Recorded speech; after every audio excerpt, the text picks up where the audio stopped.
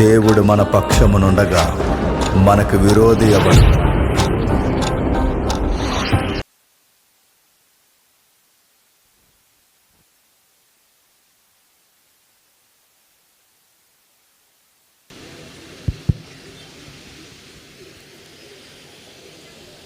దేవుని ప్రజలని మీ అందరికీ క్రీస్తునామమున శుభములు. ఈ మానిటర్ సౌండ్ పెట్టమా, ఈ ఏదిక మీద మానిటర్ సౌండ్. ప్రార్థన. పరలోకమందున మా తండ్రి, ఈ రెండవ రోజు సభలో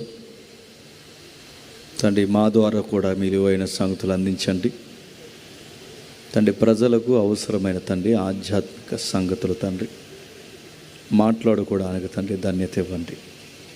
మీ దయలో మీ కృపలో తండ్రి మమ్మల్ని నడిపించండి. మా బలహీనతలను, మా దౌర్బల్యమును, మా పరిస్థితులను, మా మానవ స్వభావాన్ని అన్నింటినీ మీ చేతులకు అప్పగిస్తున్నాం. మీ కృప చేత తండ్రి మమ్మల్ని రక్షించండి. మీ ప్రజలను తండ్రి వాక్యం ద్వారా తండ్రి వారిని సంధించండి తండ్రి. వచ్చిన వారు ఎవరు కాలియాపనకు ఉండి వెళ్ళిపోక వినబడుతున్న సంగతులు తండ్రి అలా ఉన్నవో లేదో తండ్రి సరి చేసుకుంటూ తమ్ముడు తాము తండ్రి మార్చుకోవాల్సిన సంగతులు ఏమైనా ఉంటే మార్చుకునే ధన్యత అనుగ్రహించండి. ఈ సభలు, ఈ ప్రయాస, ఈ కష్టము తండ్రి నూతనమైన వ్యక్తులను తండ్రి సంఘాలను చేరుస్తారని కోరుతూ వేదిక మీద ఉన్న సేవకుల్ని, మమ్మలను అందరినీ మీ చేతులకు అప్పగించుకుంటూ క్రీస్తునామని ప్రార్థన సమర్పిస్తున్నాం తండ్రి. ఆమేన్.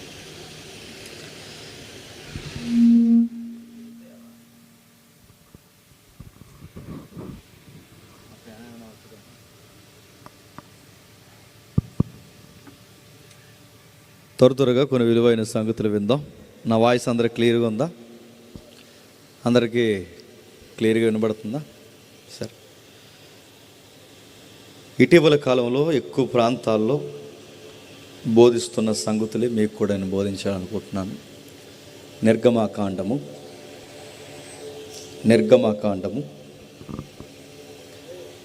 12వ అధ్యాయం. నిర్గమాకాండము 12వ అధ్యాయం సుమారు 1వ వచనం నుండి 8వ వచనం వరకు ఎవరైనా తప్పులు లేకుండా ఉన్నవారు ఉంటే చదవండి.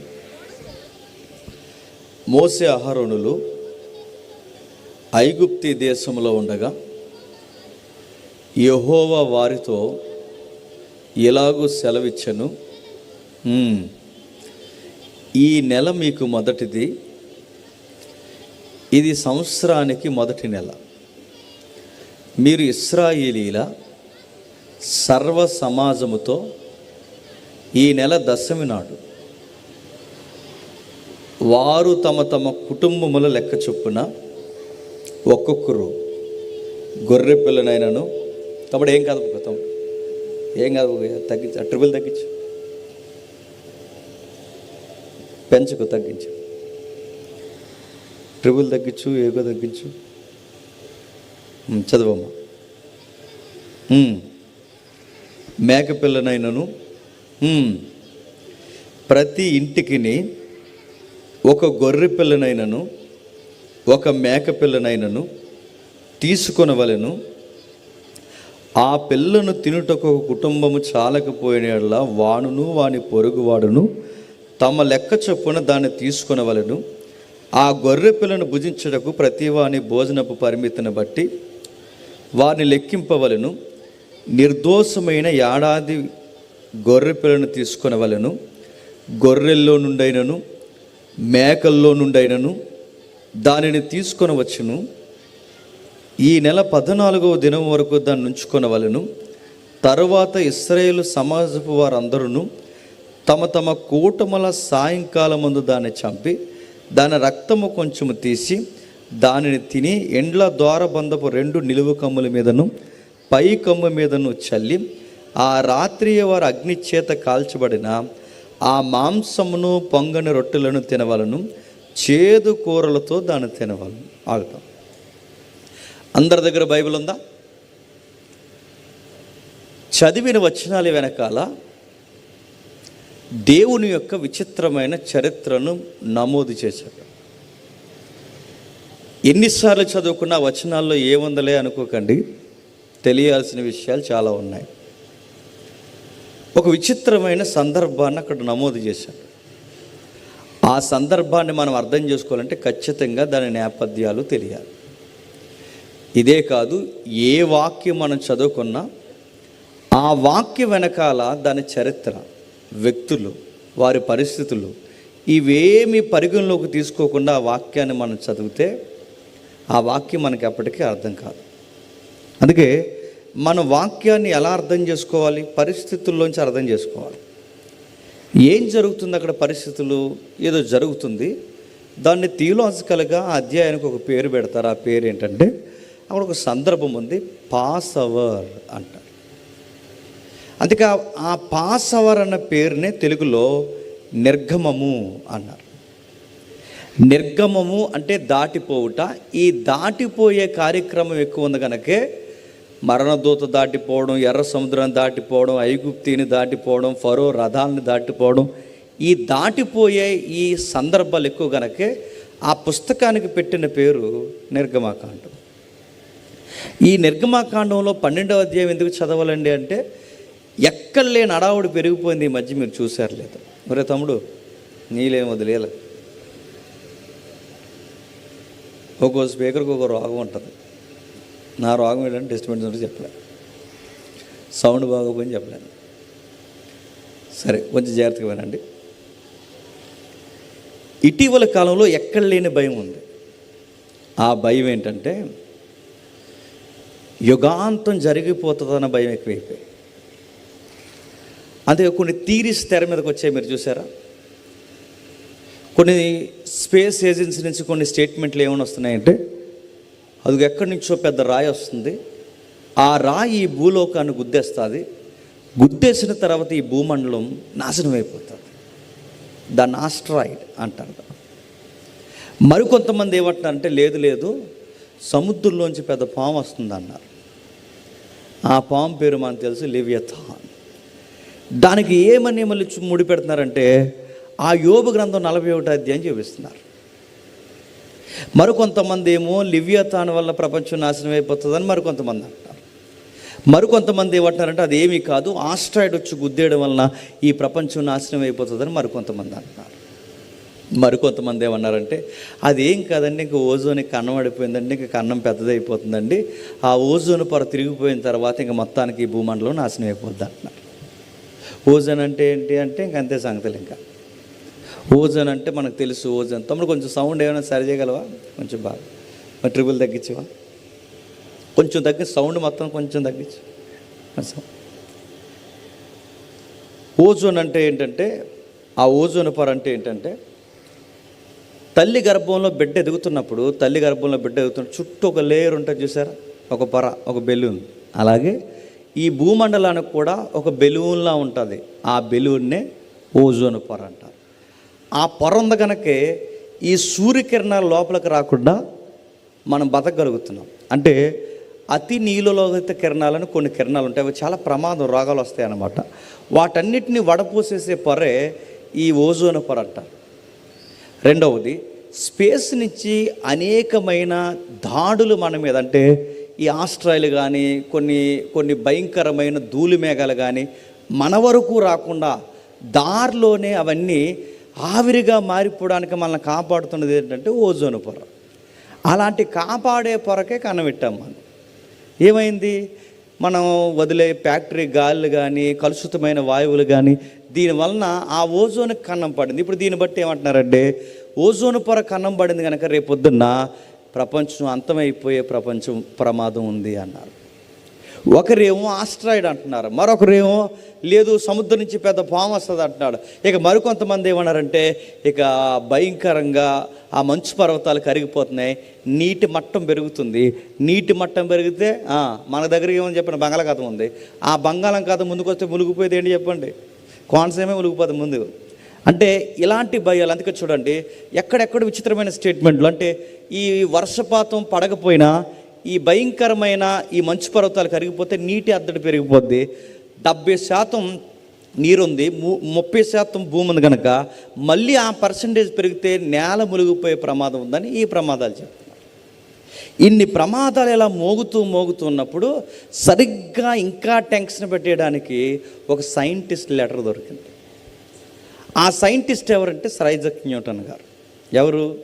Sir Isaac Newton. ఆయన ఎవరంటే ఇంకా అంతే సంగతులు. ఇంకా సర్ ఐజాక్ న్యూటన్ ఎవరంటే, ఇప్పుడు కార్లు వేసి తిరుగుతున్నామా, ఆ కార్లు వేసి తిరుగుతున్నప్పుడు రోడ్ల మీద చక్రానికి రోడ్డుకి ఘర్షణ బలం ఉండాలి, చర్యకు ప్రతిచర్య అనే ఇలాంటి సూత్రాలకి నాంది పలికింది ఎవరంటే సర్ ఐజాక్ న్యూటన్. ఇంకా మొన్నటి వరకు ఒక ఆవిడ 9 నెలల్లో స్పేస్లో ఉండి వచ్చింది. ఆవిడ పేరేంటి చెప్పండి? అది సునీత విలియమ్స్. సునీత విలియమ్స్ వెళ్ళాలంటే ఏముండాలి? స్పేస్ ర్యాకెట్లు ఉండాలి. అంటే విమానం ఎగరాలన్నా, ర్యాకెట్ ఎగరాలన్నా దీనికి కూడా ఒక సూత్రం, దానే చర్యకు ప్రతిచర్య. ఇలాంటివన్నిటికీ నాంది పలికింది ఎవరంటే సర్ ఐజాక్ న్యూటన్ గారు. అంటే భూమికి గ్రావిటీ ఉంది, ఈ గ్రావిటీ ఫోర్స్కి క్వైట్ ఆపోజిట్గా ఆ ఫోర్స్ పనిచేస్తేనే మనం గాల్లోకి లేవగలమని ఇలాంటి వింతైన సైన్స్ ఆ రోజుల్లో ఆయన చెబుతున్నప్పుడు ఆశ్చర్యపోయారు. చాలా గొప్ప మేధావి. అలాంటి గొప్ప గొప్ప విషయాలు ఆయన మాట్లాడినప్పుడు అలాంటి మేధావికి ఒక కుతూహలం ఉండేదట. ఆ మేధావికి ఉండే అతిపెద్ద కుతూహలం ఏంటంటే ఈ ప్రపంచం ఎలా అంతమైపోద్దన్న భయం ఎక్కువ ఉండేదట. ఎలా అంతమవుద్ది చాలా పరిశోధన చేశాడు, చాలా విచిత్రమైన ప్రయోగాలు చేశాడు, ఎన్నో థీరీస్ తీసుకొచ్చాడు. ఆ థీరీస్ టైంలో ఆయన మధ్యలో ఎక్కువ తొలిసేసింది ఏంటంటే, ఈ ప్రపంచం ఎలా అంతమైపోద్దో మానవుడిగా నీకు తెలియదు, నాకు తెలియదు. ఈ ప్రపంచం ఎలా అంతమైపోద్దో దీని ఎక్స్పైరీ డేట్ ఖచ్చితంగా తయారు చేసినోడికి తెలుస్తుంది అని ఫిక్స్ అయ్యాడు ఆయన. ఇప్పుడు బాగా వినండి, ఈ మైక్ ఉందనుకోండి, దీనికి ఎక్స్పైరీ డేట్ ఉంటుంది, దీన్ని తయారు చేసిన కంపెనీ వాడు ఇచ్చేస్తాడు. అలాగే ఈ భూమి లేదా ఈ విశ్వం లేదా ఈ ప్రపంచం ఎలా ఎక్స్పైర్ అయిపోతుంది అనగానే ఆయనకు థాట్ వచ్చింది. ఎందుకంటే ఆయన సైంటిస్ట్ అయినా దేవుడిని బాగా నమ్ముతాడు. ఆ దేవుడిని నమ్ముతున్న ఆయనకు వచ్చిన ఆలోచన ఏంటంటే, దీన్ని పుట్టించిన వాడు ఖచ్చితంగా ఆయన ఏదో ఒక రోజు చెప్పే ఉంటాడు, ఇది ఎప్పుడు ఎక్స్పైర్ అయిపోతే ఖచ్చితంగా రాయించుంటాడు. ఆయన ఎక్కడ రాయించుంటాడు? ఆయన బాగా నమ్మే పుస్తకం బైబిల్. ఎవరు? Sir Isaac Newton. ఆయన ఎప్పుడైతే ఆ పుస్తకాన్ని బాగా నమ్ముతాడో, ఎక్కడ రాయించాడు అబ్బాయి ఈ ప్రపంచం అంతమైపోద్దని, అలా తిరగేశాడు, ఇలా తిరగేశాడు. ఈ తిరగేసిన అన్నిట్లో ఆయనకు కొన్ని అధ్యాయాలు దొరికాయి. అందులో దానియేలు గ్రంథం, 2వది ప్రకటన గ్రంథం, 3వది యెహెజ్కేలు. ఈ నడుమ అత్యధికంగా ఆయన ఆకర్షించిన అధ్యాయము నిర్గమకాండం 12వ అధ్యాయం. అర్థమైందో లేదో? అర్థమైపోయినా అర్థమైనట్టు చూడండి. సరే, నిర్గమకాండం 12వ అధ్యాయం. అంటే ఈ 12వ అధ్యాయంలో ఏముంది? ప్రపంచ భవిష్యత్తు ఉంది. ఈ 12వ అధ్యాయంలో ఏముంది? జరిగిన చరిత్ర దృష్టాంతంగా రాయబడింది. ఈ 12వ అధ్యాయంలో ఏముంది?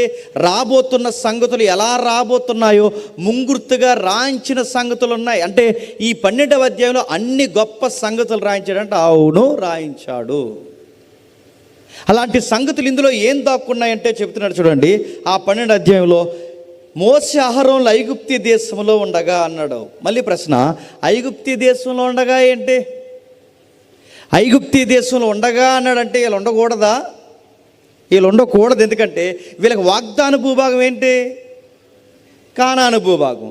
అబ్రహాము, ఇస్సాకు, యాకోబులకు ఇచ్చిన వాగ్దాన భూభాగం ఏంటి చెప్పండి? కానాను భూభాగం. ఇప్పుడు ఆ కానాను భూభాగంలో వీళ్ళు ఉండాలి. కానీ మోషే అహరోన్లు ఎక్కడున్నారట?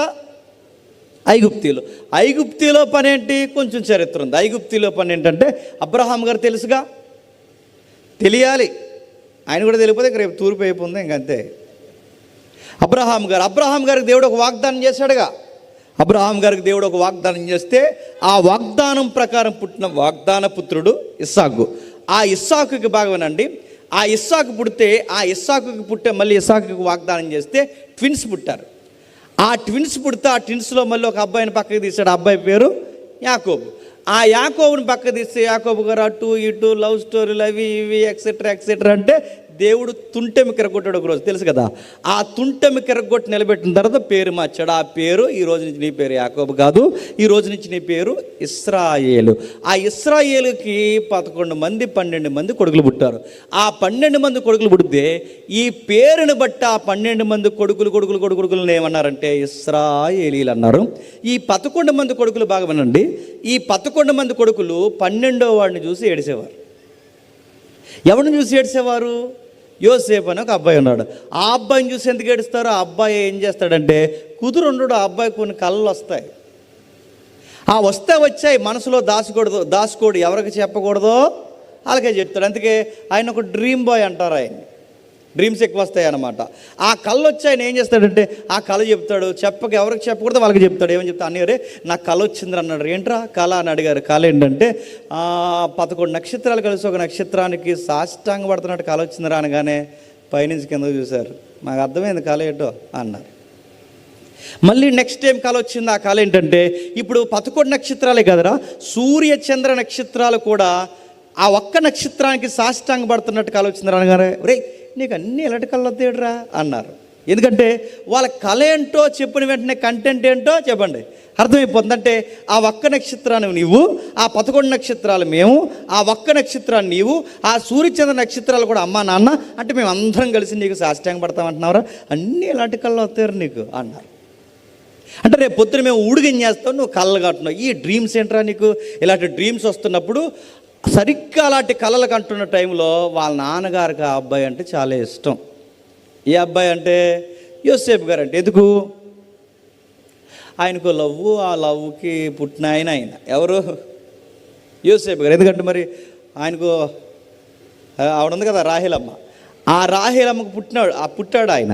అందుకు మరి ఆ ఎఫెక్ట్స్నో ఏ ఎఫెక్ట్స్నో మొత్తం మీద ఉత్తమ కొడుకు ఏదో తెలియదు, కానీ మొత్తం మీద ఆ అబ్బాయి అంటే ఇష్టం యాకోబు గారికి. ఆ అబ్బాయి అంటే ఇష్టం కనుక ఆ అబ్బాయికి వీళ్ళ నాన్నగారు ఏం చేశారంటే ఒకరోజు ముక్కలన్నీ కలిపి ఒక సొక్కా కుట్టాడట. ఆ సొక్కా ఆ అబ్బాయిని వేసుకోమన్నారట. అంటే రంగు ముక్కలన్నీ కలిపి ఒక సొక్కా కుట్టి ఆ అబ్బాయిని వేసుకోమని అడుగుతున్నాను. ముక్కలు కుట్టిన సొక్కా మనం వేసుకుంటామా? వేసుకుంటే ఈదులో ఏం చేస్తారు చెప్పండి? నవ్వేస్తారు. కుక్కలు ఏం చేస్తాయి చెప్పండి? వెనకాల వచ్చేస్తాయి. కానీ యోసేపు ఆ సొక్కా వేసుకుంటానట, సొక్కాకే అందం వచ్చిందంట. ఎలాగంటే మన కోనసీమలో సామెత ఉంది, మీకు ఎంతమంది తెలుసో, చక్కనైన అమ్మంట చిక్కిన అందంగా ఉంటుందట. యోసేపు బాగా వినండి, యోసేపు సొక్కా వేసుకుంటే యోసేపుకి అందం కాదు చెప్పండి, యోసేపుని బట్టే చెప్పండి సొక్కా కాదు, అది యోసేపు అంటే అందంగా ఉంటాడు. అందుకే ముక్కలు సొక్కా వేసుకున్న చాలా అట్రాక్షన్గా ఉన్నాడట. సొక్కా వేసుకున్నందుకు అన్నయ్యలు ఏడ్చాడట. ఇంకేమనాలండి? సొక్కా వేసినందుకు సొంత అన్నయ్యలు ఏడుస్తున్నారట. మీరు ఎప్పుడు గుర్తుపెట్టుకోండి, మనల్ని చూసి ఎవడు ఏడుస్తారు చెప్పనా? మనోళ్ళు ఏడుస్తారు. మన మీద బాగా పడి ఎవడు ఏడుస్తారు చెప్పనా? మనోళ్ళు అనుకున్న వాళ్ళు ఏడుస్తారు. మనం బట్టలు వేసుకుంటే ఏడుస్తారు, మనం సంపాదించుకుంటే ఏడుస్తారు, మనం ఇల్లు కట్టుకుంటే ఏడుస్తారు, మనం బండి కొనుక్కుంటే ఏడుస్తారు, భార్య భర్తలుగా మీ ఇద్దరు బాగా మొత్తావైతే ఏడుస్తారు. ఒక్కటేంటి ఎవరేస్తారు? ఎదురింటి వెళ్ళి పక్కని పుల్ల ఏడుస్తాడు ఏదైనా తెలియదు, కానీ మనం అనుకున్నవాడే బాగా మన మీద పడి ఏడుస్తారు. ఏడ్చారు ఆ 11 మంది అన్నయ్యలు. ఆ అన్నయ్యలు తీసుకెళ్ళి ఒకరోజు సరైన టైం చూసి ఆ అబ్బాయిని తీసుకెళ్ళి గోతులేస్తారు. ఆ గోతులేసేసి ఆ సొక్కాని ఇష్టం వచ్చినట్టు చింపేసి, ఇదిగో మృగం ఎక్కితే వెళ్ళిపోయిన తమ్ముండి, ఇదిగో క్లాత్ మాత్రం దొరికిందని అదే చొక్కా బట్టుకే చూపించారు. బాధపడ్డాడు. వాళ్ళ నాన్నగారు చనిపోయాడని ఫిక్స్ అయ్యారు.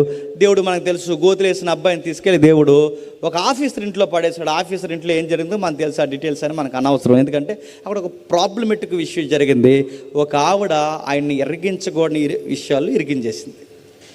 ఏం చేస్తుందో మనకు తెలుసు. ఆవిడ మరి మ్యారేజ్ మర్చిపోయింది, ఇంకా ఆవిడని ఏమన్నా తెలియదు. ఇంకా ఆవిడ వయసు మర్చిపోయింది, అన్నీ మర్చిపోయి ఆ అబ్బాయితో చాలా కాంటాక్ట్ అవ్వాలనుకుంది. ఆ రోజుల్లో వాట్సాప్ లేదు, కానీ ఖచ్చితంగా వాట్సాప్ నెంబర్ అడిగేది. ఆయన ఇవ్వలేండి, కానీ అడిగేది ఖచ్చితంగా. చాలా మాటలు పెట్టింది, ముచ్చట్లు పెట్టింది, అదంది ఇదంది, ఎన్నో విషయాలు మాట్లాడింది. కానీ ఆ అబ్బాయి టెంప్ట్ అవ్వడు. ఎందుకంటే తనకు మ్యారిటల్ లైఫ్ అంటే ఏంటో తెలుసు, తన వివాహ జీవితాన్ని ఎలా గౌరవించాలో తను తెలుసు. అందుకే ఆయన టెంప్ట్ అవ్వలేదు. తర్వాత ఏమైందంటే మొత్తం మీద ఇలా మాట్లాడి ఆ అబ్బాయిని గట్టిగా పట్టుకునే ప్రయత్నం చేసింది.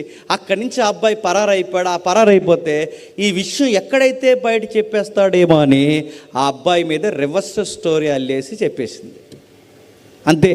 ఆ రోజు అతను గోడినే వాళ్ళు ఎవరైనా ఉన్నా ఆయన చెప్పడు. ఎందుకు చెప్పడంటే యోసేపట బాగా నమ్మిన బంటట. ఎవరో పోతిపరకి ఎంత నమ్మిన బంట అంటే మీరు గమనించండి. అసలు ఇంట్లో ఏం ఉంటున్నాయో ఏం పోతున్నాయో ఎప్పుడూ లెక్కలు అడగని వాడు ఎవరట? Potiphar officer అడగడట. ఎందుకు అడగడు? అంత నమ్మకమైన కుర్రోడు.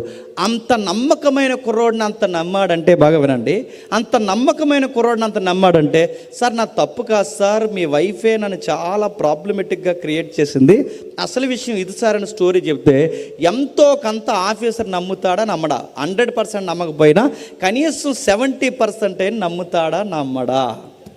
కానీ ఆ అబ్బాయి చెప్పలేదు. ఎందుకంటే చూస్తూ చూస్తూ ఒక కాపురం పాడు చేయడం ఆయనకి ఇష్టము లేదు. ఎందుకంటే వాళ్ళ ఇంట్లో తిన్నాడు, వాళ్ళ ఇంట్లో ఉన్నాడు, వాళ్ళ ఇంట్లో జీతం తీసుకున్నాడు.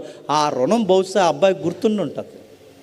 అందుకే ఆ రుణం అబ్బాయి గుర్తుంది కనుక ఆయనకి తెలుసు, మీ పప్పు తిన్నాను, మీ ఉప్పు తిన్నాను, ఆ రుణం ఉండిపోయింది ఆయనకి. అందుకే ఏం చేయలేదు, అలా కాపురాన్ని పాడు చేయాలనుకోలేదు, మౌనంగా ఉండిపోయాడు. ఆ మౌనం వెనకాల ఆయన కేసు కట్టి తీసుకెళ్ళి జైల్లో పడేశారు.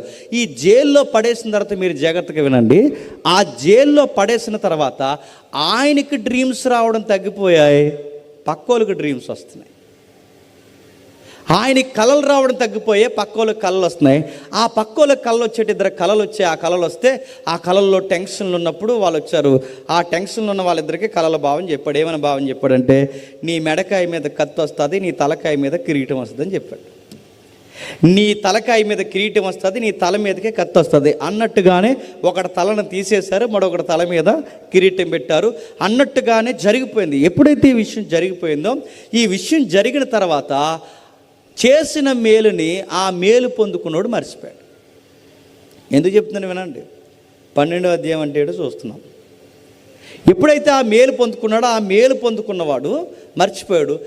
మళ్ళీ కొన్ని రోజులకి ఇప్పుడు కళ పక్కోడికి రాలేదు, ఇప్పుడు కళ యోసేపుకి రాలేదు, ఇప్పుడు కళ డిఫరెంట్గా ఎవరికి వచ్చిందంటే రాజుకు వచ్చింది. ఎప్పుడైతే ఈ కళ రాజుకు వచ్చిందో, రాజు టెన్షన్ అవుతున్నప్పుడు రాజు అన్నాడు, విచిత్రమైన కళ వచ్చిందరా, ఎవడో చెప్పేవాళ్ళు లేడనగానే, అయ్యా నాకు ఎప్పుడో కొన్ని సంవత్సరాల క్రితం నాకు గుర్తుంది, వాడు చెప్పినట్టే పక్కా జరిగిందంటే. ఆ కుర్రోడు ఎక్కడున్నాడంటే వాడు జైల్లో ఉంటాడు. వాడి మీద ఏదో ఫ్యామిలీ ప్రాబ్లం కేసు పెట్టి లోపల పడేశారు. ఆ భయంకరమైన కేసులో అతను లోపల ఉన్నాడు. అయితే అతను చెప్పినట్టుగా జరిగిందండి. ఏం జరిగిందంటే, ఒకడు మేమిద్దరం కళ్ళు కన్నాం, నీ తల మీదకి కత్తి వస్తుంది అన్నాడు. అలాగే నా ఫ్రెండ్ తల మీదకి కత్తి వచ్చింది. నీ తల మీదకి కిరీటం వస్తుంది అన్నాడు. అలాగే నా తల మీదకి కిరీటం వచ్చింది. వాడు అన్నట్టు పక్కా జరిగింది సార్. మీ కళలకు భావం అబ్బాయి అయితే బాగా చెప్తాడంటే, ఎక్కడున్నాడు అనగానే జైల్లో ఉన్నాడు. అర్జెంటుగా పిలిపించండి. రాజా భవనంలోకి ఎప్పుడైతే పిలిపించారో, ఆ ఆస్థానంలోకి, రాజ దర్బార్లోకి పిలిపించారు. చెప్తున్నాడు, అయ్యా నాకు కళ వచ్చిందబ్బా అని చెప్పాడు. చెప్తే, అయ్యా చెప్పండి అయ్యా అన్నాడు. ఏమీ లేదు, 7 బలిసిన ఆవులు, 7 బక్క చిక్కిన ఆవులు, 7 బలిసిన ఎన్నులు, 7 పేల ఎన్నులు, ఈ కళ వచ్చింది అనగానే అప్పుడు ఒక మాట అన్నాడు, అయ్యా 777 అంటే ఫిగర్ అయితే 7 కంటిన్యూ అవుతుంది, కళలు వేరుగున్న సంఖ్య మాత్రం ఒకటే, అంటే 7 7 7 7 అంటే నాకు విషయం అర్థమైంది సార్. 7 బలిసిన ఆవులు, 7 బలిసిన ఎన్నులు, 7 బక్క చిక్కిన ఆవులు, 7 బక్క చిక్కిపోయిన ఎన్నులు, ఇవి 7 సంకేతాలు కనబడుతున్నాయి. కనుక నేను భావం చెప్తున్నాను సర్వోన్నతుని దయ వలన. ఆ భావం ఏంటంటే, 7 బలిసిన ఆవులు, బలిసిన ఎన్నులు అంటే 7 years సర్వ సమృద్ధితో మనం బతకబోతున్నాం. ఆ తర్వాత 7 years తర్వాత ఏం జరగబోతుందంటే, ప్రపంచానికి పెద్ద కరువు రాబోతుంది. అంటే 7 సంవత్సరాలు ప్రపంచానికి సమృద్ధి ఉంటుంది, 7 సంవత్సరాల తర్వాత ఈ ప్రపంచానికి కరువు ఉంటుంది. ఆ కరువు వచ్చే సమయానికి చాలామంది చనిపోతారు. సరిగ్గా అదే టైంలో మనం సరి అయిన ఉపాయాన్ని ఎదిగితే, ప్రపంచానికి కరువు వచ్చే టైంలో ఐగుప్తీ దేశం ఆర్థిక అభివృద్ధిలోకి అడుగులు వేస్తుంది. ఎలా అని అడిగారు. ఎలా అంటే ఏముంది, ప్రపంచానికి కరువు, మనకు మాత్రం దళసర ఆదాయం పెరుగుద్ది. ఎలా పెరుగుద్ది అంటే, ఇప్పుడు పండిన పంట ఏదైతుందో, ఈ పంట దిగుబడిని మనం ధాన్యాలు గుడాంస కట్టి, ఆ గుడాంసలో మనం ధాన్యాన్ని నిల్వ చేస్తే ప్రపంచానికి కరువు వస్తుందన్న సంగతి మీకు తెలుసు, నాకు తెలుసు. కానీ ఎవరికి తెలియదు? ప్రపంచ దేశాలకు తెలియదు. కాబట్టి మీకు నాకు తెలుసు. సరిగ్గా ప్రపంచ దేశాలకు కరువు వచ్చే సమయానికి ప్రపంచానికి ఆహారం అవసరం కనుక, ఎక్కడ ఆహారం దొరుకుతుందా అని తిరుగుతున్నప్పుడు ఈ 7 సంవత్సరాలు నిల్వ చేసిన ఆహారాన్ని సరిగ్గా ఆ రోజు మన తెర మీద తీసుకొస్తే, మన దగ్గరికి ఆహారం కొనుక్కోవడానికి వస్తారు కనుక, మన దగ్గరికి ధాన్యం కొనుక్కోవడానికి వస్తారు కనుక, సరిగ్గా అదే టైంలో మన వస్తు మార్పిడి విధానాన్ని ఉపయోగిస్తే వాళ్ళ వస్తువులు మనకు వస్తాయి, మన ధాన్యం వాళ్ళకి వెళ్తుంది. ప్రపంచానికి కరువు, కానీ ఆ 7 years మాత్రం మన ఐగుప్తు యొక్క షేర్ మార్కెట్ షేక్ అయిపోద్దని చెప్పాడు. అదిరిపోయింది ఆన్సర్. అంతేగా, నువ్వు మామూలుడు కదా అబ్బాయి, నువ్వు ఉండాల్సింది జైల్లో కాదు, నువ్వు ఉండాల్సింది ఎక్కడంటే నా రాజదర్బార్ ఆస్థానంలో ఉండాలి. నీకు చాలా గ్రేట్ పవర్ ఇస్తున్నాను నీకు. ఆ పవర్ ఏంటంటే, నీ సెలవు లేకుండా ఐగుప్తులో డెక్కైనను కదలడానికి వీలేదు. ఇది నీకు పవర్ ఇస్తున్నాను నీకు. ఎవడు ఏ పని చేయాలన్నా, అది ఆర్థిక పరిస్థితి అయినా, అది భూములు గొడవైనా, కన్స్ట్రక్షన్ ఫీల్డ్ అయినా, ఏదైనా నీ పర్మిషన్, నీ సంతకం లేనిదే, నీ యొక్క ఉంగరం ముద్ర లేనిదే ఎవ్వడూ ఏది చేయడానికి వీలేదు. ఇంత పవర్ నీకు ఇస్తున్నప్పుడు అన్నట్టుగానే పవర్ ఇచ్చాడు. ఫరో తర్వాత ఫరో అంతటి అయిపోయాడు. ఎవరు? యోసేపు గారు. సరిగ్గా యోసేపు గారు అంత అయిపోయినప్పుడు ఆయన అన్నట్టుగానే 7 సంవత్సరాల తర్వాత ప్రపంచ దేశాలకు ఏమొచ్చింది? కరువు వచ్చింది. ఆయన అన్నట్టుగానే ప్రపంచ దేశాలకు ఎప్పుడైతే కరువు వచ్చిందో, వచ్చిన కరువు ప్రపంచ దేశాలకే కాదు, కానాను భూభాగానికి కూడా వచ్చింది. కానాను భూభాగం అంటే ఏంటి? పాలు తేనెలు ప్రవహించు దేవుడు వాగ్దానం చేసిన కానాను భూభాగం. ఆ కానాను భూభాగానికి కూడా కరువు వచ్చింది. ఎప్పుడైతే కరువు వచ్చిందో ఆ దేశంలో అప్పటికి ఎవరున్నారు? యాకోబు ఉన్నాడు, 11 మంది అన్నీళ్ళు ఉన్నారు. వీళ్ళు పెద్ద ఆయన కలిసి మాట్లాడుకుని ఏమన్నారంటే, ఒరే ఇలాగే ఉంటే మనం ఆకలి దప్పులతో చనిపోయేలా ఉన్నాం, ఇలాగుంటే రేపు పొద్దున మన జీవితం మనకి ఏమవుద్దురా, ఆకలితో చనిపోతాం, పొండ్రా ఐగుప్తిలో ధాన్యం దొరుకుతుందంట, అక్కడ పొండి ధాన్యం తీసుకురంటే ఆ ధాన్యం కొడుకు రావడానికి ఇలా వస్తువులు పట్టుకుని బయలుదేరారు. సరిగ్గా సింహాసనం మీద కూర్చుని ఉన్నాడు ఆ టయానికి. ఎవరు? యోసేపు. అది తమ్ముడు అన్న సంగతి గుర్తుపట్టలేదు. మాసిన గెడ్డాలు, మాసిన వస్త్రాలు వేసుకుని అక్కడ నిలబడితే ఆ అన్నీలు మాత్రం గుర్తుపట్టాడు. ఎవరు? యోసేపు గారు. యోసేపు గారు ఎప్పుడైతే ఆ అన్నీళ్ళని గుర్తుపట్టాడో, ఆ గుర్తుపెట్టినప్పుడు చిన్న గేమ్ ఆడాడు ఆయన. ఆ గేమ్ ఏంటో మనకు తెలుసు. ఏం గేమ్ ఆడాడంటే, చిన్న వస్తు మార్పిడి విధానం ఉపయోగించి అడ్డంగా వాళ్ళని ఇరికిచ్చాడు. అర్థమైపోయి అడ్డంగా విరికిపోయినప్పుడు మీ సంగతి తెలుస్తున్నప్పుడు కాళ్ళు చేతులు పట్టుకుని దండాలు పెట్టేసే సమయానికి అప్పుడు అన్నాడు, భయపడకండి, నేను ఎవరినో కాదు, మీ తమ్ముడిని అన్నాడు. తమ్ముడు అని ఆశ్చర్యపోయారు. అది కాదురా, ఆ రోజు మేము ఇంకేం ఇవ్వలేవద్దు అన్నాడు. ఇంకేం ఇవ్వలేవద్దు, ఎందుకంటే మీరు ఆ రోజు కీడు ఎందుకు చేసామని నాకు ఎవరిని ఇస్తారు, కానీ వదిలేయండి, మీరు ఎందుకు కీడు చేశారన్నది నేను అడగను, ఏం జరిగిందన్నది నేను అడగను. ఎందుకంటే ఆ రోజు మీరు కీడు చేయకపోతే ఈరోజు ఈ మేలు జరగదు. ఇది మేలు ఎలా జరుగుతుంది? ఈ మేలు ఎలా జరుగుతుందంటే, ఈ సమయానికి 7 సంవత్సరాలు ప్రపంచానికి కరువు వస్తుందంటే, ఆ సమయంలో దేవుని పిల్లలైన ఇశ్రాయేలు సమాజం నశించిపోకూడదంటే, మీకన్నా ముందుగా ధాన్యం విషయంలో మీకు గుప్పెడి మెతుకులు పెట్టే స్థాయిలో నేను ఉండాలని, ఈ మేలు ఈ కరువు సమయంలో జరగడానికి ముందుగా నన్ను కీడుకుండా మీ ద్వారా నడిపించారు. మీరు చేసిన కీడు నాకు మేలే కానీ కీడు కాదు కనుక మీ వలన మీకు ఏమి ఇబ్బంది లేదు. ఇది దేవుడు ఏర్పాటు చేసిన క్రియ తప్ప ఇది మీరు అనుకుంటే జరిగింది కాదు. అయినా నాకు మీ మీద ఏ కోపం లేదనగానే తమ్ముడు అని ఒకసారి పట్టుకుని నేర్చాడు, అన్నయ్యలు అని ఈయన పట్టుకుని నేర్చాడు. అప్పుడు యోసేపు గారు ఏమంటారు మనకు తెలిసి, ఏమన్నారంటే, నేను హై పొజిషన్లో తమ్ముడికి ఎంత ఉన్నప్పుడు, నేను ఈ పొజిషన్లో ఉన్నప్పుడు మీరు అడుక్కు తినే పరిస్థితుల్లో ఉండడం ఏంటి? రండి, నేనుండగా మీ మీద ఏగ కూడా అని చెప్పండి వాళ్ళని. అంతే. ఎప్పుడైతే అక్కడికి వచ్చామన్నాడో, బాగా వినాలి, 12వ అధ్యాయం మర్చిపోకండి. ఎప్పుడైతే అక్కడ ఉండమన్నాడో, అక్కడ ఉండమన్న తర్వాత వాళ్ళని తీసుకుని వచ్చేసారు. ఆ తీసుకుని వచ్చేసి ఆ 70 మంది, వీళ్ళ 5 మొత్తం మీద కలిపితే 75 మంది. ఆ 75 మంది ఐగుప్తులోకి వచ్చిన తర్వాత ఆ 75 మంది ఐగుప్తులు ఉండి పిల్లలు విస్తరించారు. ఆ పిల్లలు విస్తరిస్తే ఒక రోజుకి వయసు అయిపోయి యాకోబు చనిపోయాడు, ఒక రోజు వయసు అయిపోయి యోసేపు చనిపోయాడు. వీళ్ళిద్దరూ చనిపోయే సమయానికి అప్పటికి ఇశ్రాయేలు సమాజం చాలా అభివృద్ధి పొందింది. సరిగ్గా ఐగుప్తీలకి కళ్ళు పసరెక్కిపోయాయి.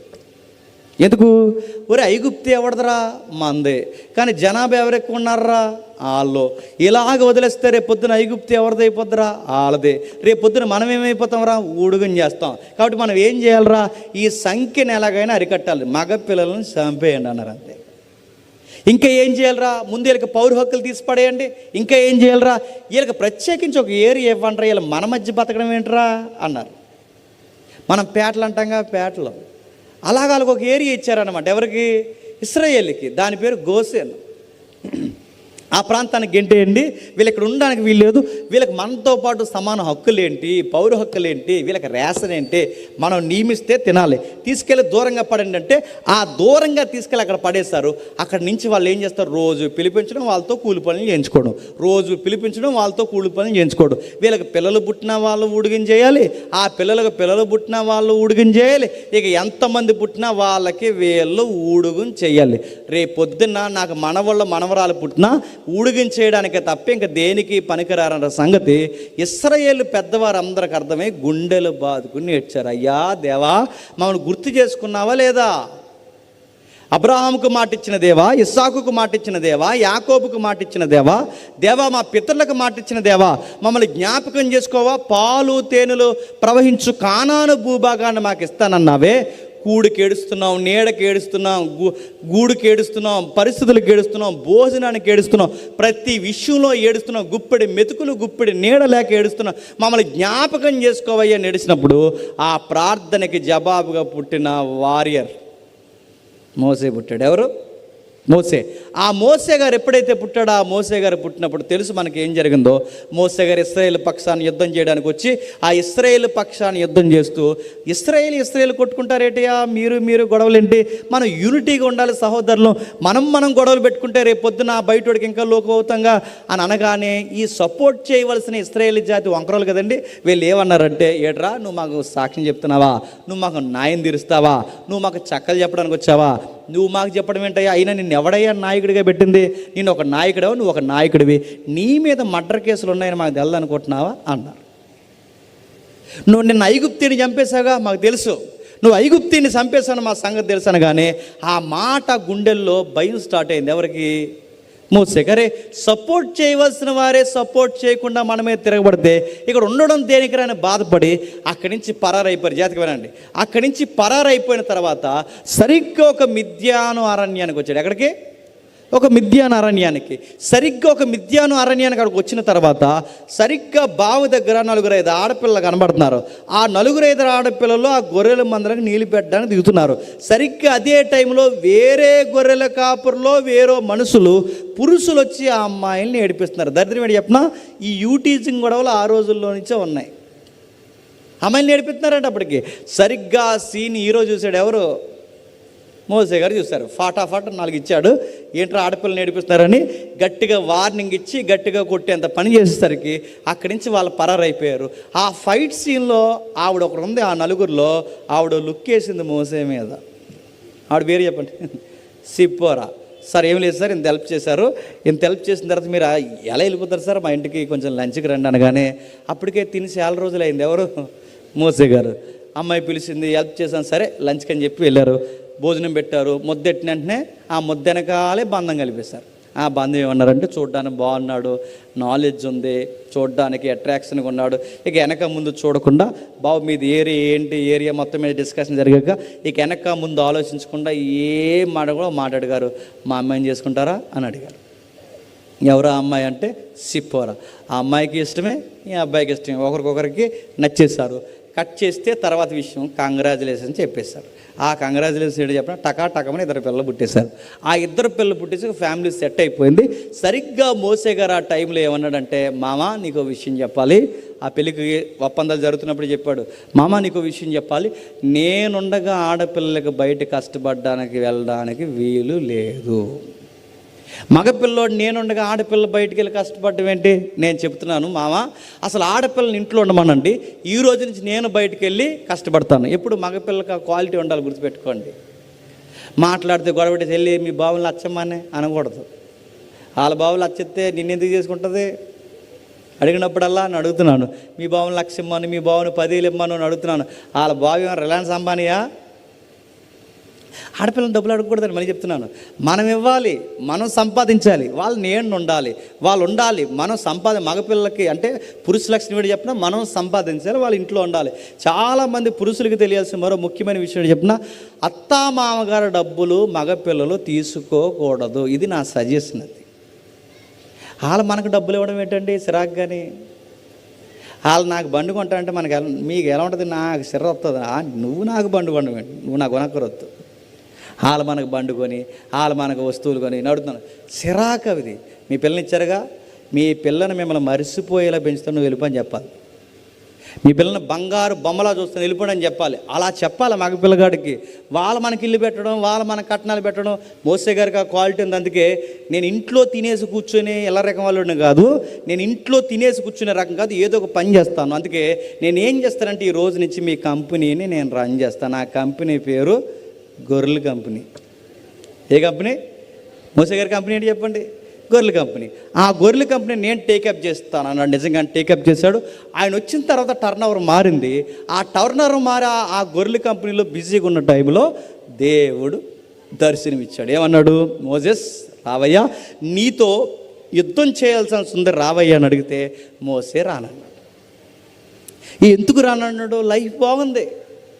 ఎందుకు వస్తాడు? ఇప్పుడు జీవితం చక్కగా ఉన్నప్పుడు రమ్మంటే రానంటున్నాడు. ఎందుకు రావో మోసెస్ అని అడిగితే మోసే చెప్పిన కారణాలు ఏంటో తెలుసు, నాకు నత్తి ఉందని చెప్తున్నాడు. కానీ ముఖ్యమైన కారణాలు నేను అనుకుంటున్నాను, ఆయన రాడు. ఎందుకు రాడంటే లైఫ్ బాగుంది. ఎంత బాగుంది? చక్కటి భార్య ఉంది, చక్కటి ఇల్లు ఉంది, చక్కటి 2 పిల్లలు ఉన్నారు. జీవితం అంత అందంగా ఉన్నప్పుడు పట్టుకెళ్ళి జీవితాన్ని రిస్క్లో పెట్టగలడా?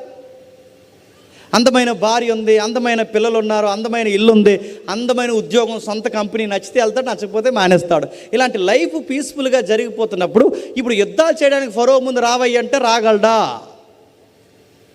ఇవన్నీ మైండ్లో ఉన్నాయి. మోసేకి రమ్మంటే రావడం చాలా కష్టంగా ఉంది ఆయనకి. రావయ్య మోసెస్ అంటే రాలేనట్టున్నాడు, రావయ్య మోసెస్ అంటే రాలేనట్టు. ఎందుకంటే ఎలా వస్తాడు? పురుషులకుండే పురుషులు మాట్లాడుకునే ఒక మాట చెప్పనా? పురుషుల మధ్య డిస్కషన్ ఎలా జరుగుతుంది? సంపాదించే టైంలో ఎలా డిస్కషన్ జరుగుతుంది అంటే, ఈ కొంతమంది రచ్చబండలో కూర్చుంటారు ఇలా అరుగుల మీద సాయంత్రం మట్లు. ఆ కూర్చున్నప్పుడు కొంతమంది ఉద్యోగానికి వెళ్ళి అలా వచ్చాడు, అలా బండి వేసుకుని వస్తుంటాడు. అలా బండి వేసుకుని వచ్చినప్పుడు ఆ బండి వేసుకుని వచ్చిన మా ఆవిడ అక్కడి నుంచి అన్నట్టు లుక్ ఎత్తుంది నాకు. అక్కడి నుంచి నా బుడ్డోళ్ళు 2 పరిగెట్టుకు వస్తారు, డాడీ అనగానే వాళ్ళకు ముద్దిస్తాను, ఆవిడకు హాయ్ చెప్తాను, బండి స్టాండ్ వేస్తాను, లోపలికి వెళ్తాను, నచ్చిన కర్రీ వండుతుంది, స్నానం చేస్తాను, ముద్ద తింటాను, లింగి కట్టుకుంటాను, అలా కట్టుకుని రచ్చబండి దగ్గరికి వస్తాను. ఏట్రా సంగతిలో అంటాను. నేను వాళ్ళతో మాట్లాడతాను, టైం చూసుకుంటాను, వెళ్తాను రా భోజనం టైం అయింది అని వాళ్ళ లోపలికి వెళ్ళిపోతాను. నేను వెళ్ళిపోయే టైంలో ఏం మాట్లాడుకుంటారు చెప్పనా? లైఫ్ అంటే ఆడదురా, ఆడికో గవర్నమెంట్ ఉద్యోగం, ఆడికి ఒక అందమైన భార్య, ఆడికి చక్కటి పిల్లలు, ఆడికి సొంత ఇల్లు, టయానికి వస్తాడు, టైం ప్రకారం మాట్లాడతాడు, టయానికి ఇంటికి వెళ్ళిపోతాడు. ఆడికి వాంద్ర, ఆడి సాయంత్రం వచ్చేవాడు పిల్లలకు ఓ ముద్దు, ఆవిడకు ముద్దు, సగం ముద్ద. ఈ లైఫ్ ఎంత అందంగా సాగుతుందో. జీవితం అంటే అలా ఉండాలి ఒక ఉద్యోగంతో అని మగాళ్ళు మాట్లాడుకోరా? ఖచ్చితంగా మాట్లాడుకుంటారు. ఇలాంటి మంచి ఫ్యామిలీ లైఫ్ మోసేకున్నప్పుడు ఇలాంటి లైఫ్లో నుంచి దేవుడు ఎక్కడికి రమ్మంటున్నాడు చెప్పండి? యుద్ధం చేద్దుగాని రా అంటే వస్తాడా? 40 ఏళ్ళు అప్పుడు కాపురం చేసి ఇలాంటి టైంలో రమ్మంటే రానట్టున్నాడు. అప్పుడు మోసే అన్నాడు, నాకు నత్తి వచ్చింది ప్రభు అంటే సుత్తు మానేసి రా అన్నాడు. ఎందుకంటే నత్తోడినైనా గట్టోడినైనా పుట్టించేది ఎవరు? నేను.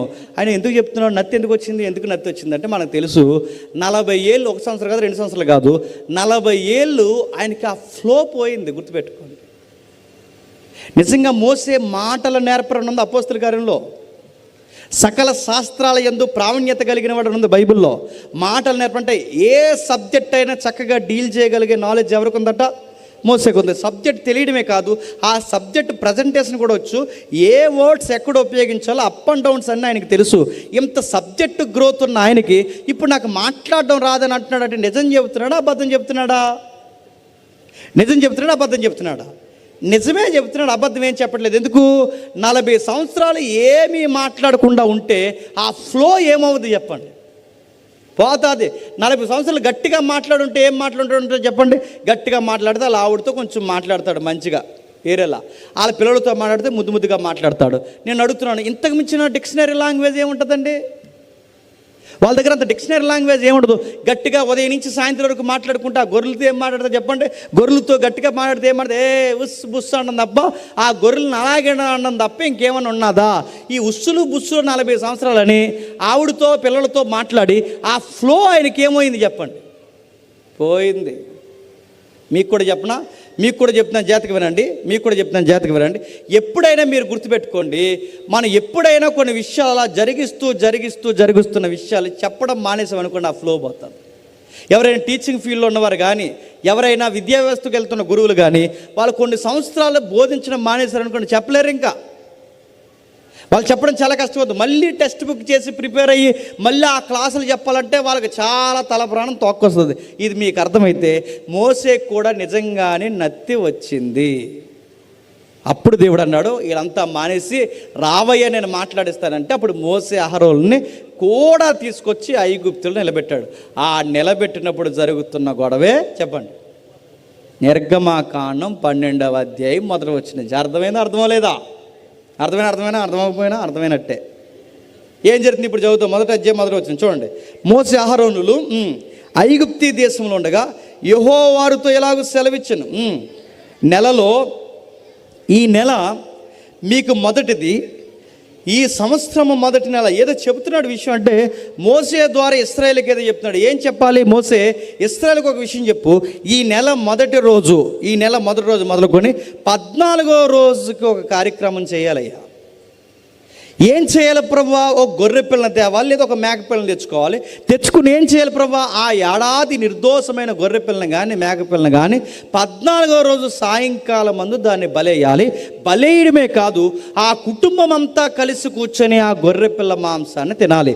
ఆ గొర్రె పిల్ల మాంసాన్ని తినడమే కాదు, దాని ఎముకలలో ఒక ఎముక కూర ఇరవకూడదు. 14వ రోజు సాయంకాలం మందు గొర్రె పిల్ల ఆ నిర్దోషమైనది ఉండాలి, దాని ఎముక ఇరవకూడదు. దాని రక్తాన్ని పై కొమ్ముకి అడ్డు కొమ్ముకి పూయాలి. నిలువు కొమ్ముకి అడ్డు కొమ్ముకి పూసి ఆ రక్తం వెనకాల దాక్కుని దాని శరీరాన్ని తినాలి. ఇది ఎవడైతే చేస్తాడో ఒక రాత్రి ఒక కార్యం నేను చేయబోతున్నాను. ఆ 14వ రోజు సాయంకాలం జరగబోయేది ఏంటంటే, దేశం మీదకి నేను రాబోతున్నాను అన్నాడు. ఏంటట? దేశం మీదకి నేను రాబోతున్నాను. రెండవది ఏంటంటే, దేశం మీదకి నేను రావడమే కాదు, మరణదూత కూడా రాబోతుంది. మరణదూత కూడా రాబోతుంది. నేను రాబోతున్నాను. ఎందుకు వస్తున్నా ప్రభువా? ఎందుకు వస్తున్నానంటే, ఐగుప్తీల తాట తీయడానికే కాదు, ఐగుప్తీల్ని ఇలా తయారు చేసిన కొన్ని దేవతలు ఉన్నాయి, వాటి సంగతి తేల్చడానికి వస్తున్నాను. ఎక్కడుంది? 12 చదవండి ఒకసారి. 12:12 ఎందుకు చెప్తున్నాను వినండి. 12:12 ఆ రాత్రియే ఐగుప్తీ దేశమందు సంచరించి మనుషులలోనే కానీ జంతువులలోనే కానీ తొలి సంతతి ఎంతయో హతము చేసి ఐగుప్తీ దేవతలందరికీ తీర్పు తీర్చేదని జాగ్రత్త ఇవ్వండి. ఎవరికి తీరుస్తాడట తీర్పు? ఈ రాత్రికి నేను సంచరించబోతున్నాను. నేను సంచరించడమే కాదు, ఐగుప్తీ దేవతలకి తీర్పు తీర్చబోతున్నాను అన్నాడు. ఐగుప్తీ దేవతలకు తీర్పు తీర్చడం ఏంటి అంటే, ఐగుప్తి అలా పాడైపోవడానికి కారణం ఎవరన్నమాట చెప్పాలి? దేవతలు. మళ్ళీ ప్రశ్న, ఐగుప్తీ దేవతలు ఐగుప్తి పాడవడానికి కారణమైతే ఇంతకీ దేవతలు ఉన్నట్టా లేనట్టా? ఒకవేళ ఉంటే బైబిల్లో ఒక మాట ఉంది, ఏమనుందంటే, నేను తప్ప వేరొక దేవుడు చెప్పండి ఆకాశం అందు కానీ భూమి మీద కానీ భూమి కింద నీళ్ళ యందు కానీ నేను తప్ప వేరొక దేవుడు లేడు, మీకు ఉండకూడదు. నేను తప్ప వేరొక దేవుడు లేడని ఈ దేవుడే తనను గూర్చి తాను క్లెయిమ్ చేసుకుంటే, తన గూర్చి తానే ఎంత గొప్పగా చెప్పుకుంటే, నేను తప్ప వేరొక దేవుడు లేడని ఈ దేవుడే చెబితే, మరి దేవతలకు తీర్పు తీరుస్తానంటున్నాడంటే దేవతలు ఉన్నట్టా లేనట్టా? ఈ మాట రైటా ఆ మాట రైటా? ముఖ్యాంశాలు మరోసారి మళ్ళీ చెప్తున్నాను వినండి. ఇప్పుడు ఈ మాట రైటా ఆ మాట? ఆయన ఏమన్నాడు? నేను తప్ప చెప్పండి వేరొక దేవుడు లేడు, నేను తప్ప వేరొక దేవుడు లేడు అన్నప్పుడు మరి ఆ దేవతలకు తీర్పు తీరుస్తానంటున్నాడంటే వాళ్ళు ఉన్నట్టా లేనట్టా? ఒకవేళ వాళ్ళు లేకపోతే ఈ మాట రైటు, ఒకవేళ ఉంటే చెప్పండి ఈ మాట తప్ప కాదు, రెండు రైటే. ఎలా అంటే, దేవతలుగా ఉన్నాయి, దేవుళ్ళుగా ఉన్నారు కానీ దేవుళ్ళు కాదు, దేవతలుగా ఉన్నారు కానీ దేవతలు కాదు. అంటే వాళ్ళెవరు? పరలోకం నుంచి గెంటి వేస్తే కింద పడిన దురాత్మల సమూహం. ఆ దురాత్మల సమూహం భూమి మీద పడినప్పుడు మనుషులు సృష్టికర్తకు రూపాన్ని ఇస్తే, బాగా వినాలి, మనుషులు సృష్టికర్తకు రూపాన్ని ఇస్తే ఆ దేవుణ్ణి ఎక్కిరించే కొన్ని ఆకారాలు డిజైన్ చేసి, నువ్వే మా దేవుడు అంటే ఆ బొమ్మ వెనకాలకి దేవుడు రాలేదు కానీ చెప్పండి ఆడొచ్చాడు. ఆడెవడు చెప్పండి? సాతాను వాడి ఏజెంట్లందరూ వచ్చి తెస్తేసి కూర్చున్నారు. అంటే ఐగుప్తిలో దేవతలుగా, ఐగుప్తిలో దేవుళ్ళుగా, ఈ ఐగుప్తిలో వెలసెల్లిపోయి దేవుళ్ళుగా కొనియాడబడుతున్నది ఎవరంటే పడిపోయిన దురాత్మ. ఆకారాల వెనకాల ఉన్నది వాడేనా అంటే వాడే. అందుకే చూడండి, ఐగుప్తిలో తాగుబోతు దేవుళ్ళు ఉన్నారు, ఐగుప్తిలో తిరుగుబోతు దేవుళ్ళు ఉన్నారు, ఐగుప్తిలో లంచగొండి దేవుళ్ళు ఉన్నారు, ఐగుప్తిలో పోరంబోగు పనులు చేసే దేవుళ్ళు ఉన్నారు. నడుతున్నాను, దేవుళ్ళు ఎలా ఉంటే భక్తులు ఏమవుతారు? ఉన్నారా లేరా అని అడుగుతాను. ఉన్నారు. ఒక ఉదాహరణ చెప్తాను వినండి. దేవుడు గుడుంబా తాగెత్తాడంటే ఇంకేమనాలి? దేవుడు గంజాయి తాగుతాడంటే ఇంకేమనాలి? దేవుడే గంజాయి గుడుంబా కొడితే భక్తుడు ఏం చేస్తాడు? రెండు కలిపి కొడతాడు. ఉంటాడు అడుగుతున్నాను. కల్చర్ ఎలా పాడవుద్దో చెప్పనా? కల్చర్ అంటే నాగరికత ఎలా పాడవుద్ది అంటే మీరు గుర్తుపెట్టుకోండి, నాగరికత ఎలా పాడవుద్ది? మనం నమ్మే దేవుడు సరైనోడు కాకపోతే మనం చేసే పనులు కూడా సరిగ్గా ఉండవు. ఇదే గుర్తు కాశ్మీర్లో AK-47 తీసుకొచ్చి సుమారు కొంతమంది ఉగ్రవాదులు అమాయకుల్ని మతమడిగి మరీ కాల్చేశారు, పేరడిగి మరీ కాల్చేశారు. ఎందుకు కాల్చారు? కారణం ఏంటి చెప్పండి? వాళ్ళు నమ్మే దేవుడిని వాళ్ళు అలా ఊహించుకుంటున్నారు కనుక వాళ్ళ దేవుడు రైట్గా లేడు, అంటే వాళ్ళు ఊహించుకున్నట్టుగా వాళ్ళ దేవుడు వాళ్ళ మధ్యలో వాళ్ళకి రైట్గా లేడు కనుక వాళ్ళు చేసే రాంగ్ కూడా వాళ్ళు ఏమనుకుంటున్నారు చెప్పండి? రైట్ అనుకుంటున్నారు. అంటే సొసైటీ ఎలా పాడవుద్ది అంటే మీరు గుర్తుపెట్టుకోండి, సొసైటీ ఎలా పాడవుద్ది? మనం నమ్మే నమ్మకాలు సరైనవి కాకపోతే మనం చేసే పనులు కూడా చెప్పండి సరిగ్గా ఉండవు. ఐగుప్తి అందుకే పాడైపోయింది. ఐగుప్తిలో డబ్బు ఉంది, ఐగుప్తిలో అధికారం ఉంది, ఐగుప్తిలో జనాలు ఉన్నారు, ఐగుప్తిలో విచిత్రమైన కన్స్ట్రక్షన్ ఫీల్డ్ ఉంది. ఇంత ఉన్న ఐగుప్తిలో కల్చర్ బాలేదంట, నాగరికత బాలేదంటే. ఎందుకు నాగరికత బాలేదంటే ఐగుప్తిలో విపరీతమైన ఆకారాలని మొక్కుతున్నారు. ఆ మొక్కుతున్నప్పుడు ఏమైంది? విచ్చలవిడితనం పెరిగిపోయింది. అందుకే కొన్ని మాటలు నేను చెప్పకూడదు, మీరు హిస్టరీలో తిరగేయండి. ఆ కొన్ని మాటలు ఏంటో తెలుసా? స్త్రీలతో స్త్రీలు, పురుషులతో పురుషులు, ఎక్స్ట్రీమ్ ఏంటో తెలుసా? జంతువులతో కూడా పోయారు. జంతువులతో ఏం పనులు అంటే ఆ యొక్క దేవునికి సంబంధించిన పనులు అనుకున్నారు. కొన్ని మాటలు నేను చెబుతున్నాను, ఏమనుకోకండి. కొన్ని మాటలు మీరు చూడండి. దేవుడి పేరు మీద స్త్రీలను తీసుకొచ్చి నగ్నంగా డ్యాన్సులు వేయిస్తున్నారంటే ఏమనాలి చెప్పండి? మరి తప్పు కాదు, ఇది సొసైటీకి అంత మంచిది కాదు కదా. ఇలాంటి నగ్న నృత్యాలు, ఆ స్త్రీ పురుషుడు కానీ ఆ విచిత్రమైన జెండర్ని తీసుకొచ్చి వాళ్ళని భయంకరమైన మేళతాళాలు వేస్తున్నారు. ఇది తప్పు కాదు అని అడిగితే వాళ్ళు ఏమంటారు చెప్పనా? అది దేవుడికి వర్షిప్ అన్నారు. దేవుడికి వర్షిప్ అడుగుతున్నాను. చేసే పనులు దేవుడికి వర్షిప్ అయితే ఇంకేమనాలి? స్త్రీ పురుషులు కాని వారితో నగ్న నృత్యాలు వేస్తే ఇంకేమనాలి? మా ఊర్లో నా చిన్నప్పుడు హై స్కూల్ గ్రౌండ్లో మా చిన్నప్పుడు ఒక దేవత పేరు మీద సుమారు ఇలాంటి డయాసులు 8 డయాసులు వేసి నా చిన్నప్పుడు 8 డయాస్, నేను ఏ స్కూల్లో చదువుతానో ఆ స్కూల్లో 8 డయాసులు వేసి, మీరు చెబితే నమ్మరు, ఇంక చెబుతున్నాను, లైవ్ వెళ్ళినా పర్లేదు, ఎంత భయంకరమైన మేళతాళాలు ఏంచేవారంటే స్త్రీలను కొన్ని ఏరియాల నుంచి, కొన్ని ప్రాంతాలు దగ్గర ప్రాంతాలు ఉన్నాయి, ఆ ఏరియా నుంచి స్త్రీలను తీసుకొచ్చి ఈ డయాస్ మీద 6గురిని, ఆ డయాస్ మీద 6గురిని, ఆ డయాస్ మీద 6గురిని, సుమారు 7-8 డయాస్ మీద ఈ ఆడవాళ్ళందరినీ పెట్టి నగ్నంగా డ్యాన్సులు వేయిస్తే పురుషులైన పిల్లలు మాలాటోళ్ళు తెలియక మేము ఏదో డ్యాన్సులు అనుకుని వెళ్ళిపోయాం.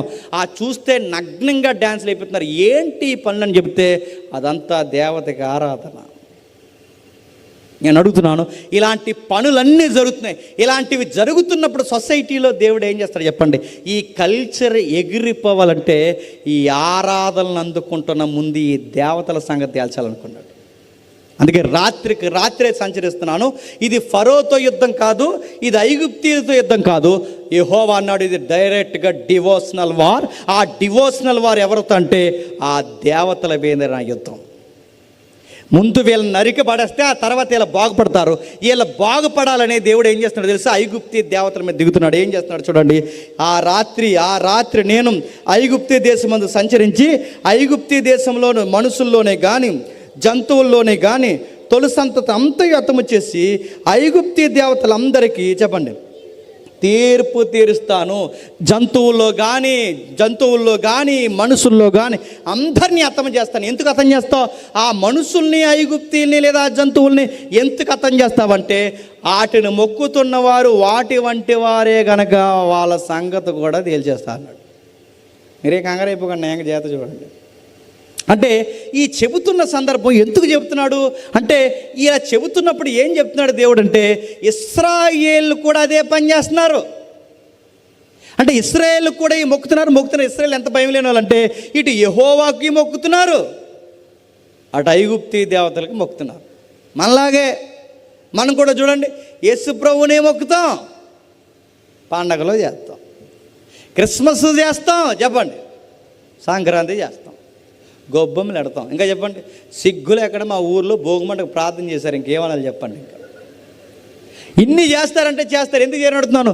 అటు చేస్తున్నారు, ఇటు చేస్తున్నారు, మూఢనమ్మకాలు. మళ్ళీ చెప్తున్నాను, సంఘ పెద్దలే ఒక కన్స్ట్రక్షన్ చేస్తున్నప్పుడు చర్చికి వాస్తు చూడడానికి వెళ్ళారట, ఇంకేమనాలి?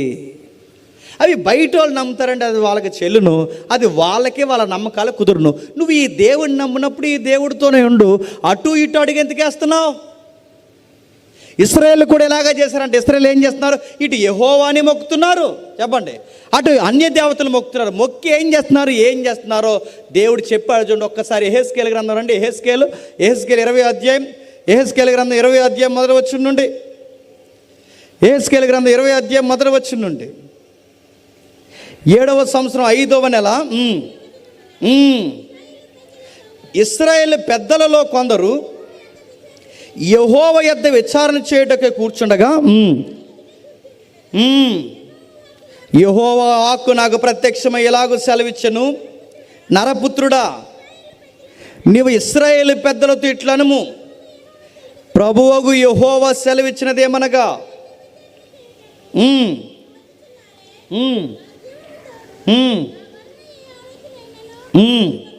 ఏం చెప్తున్నాడండి?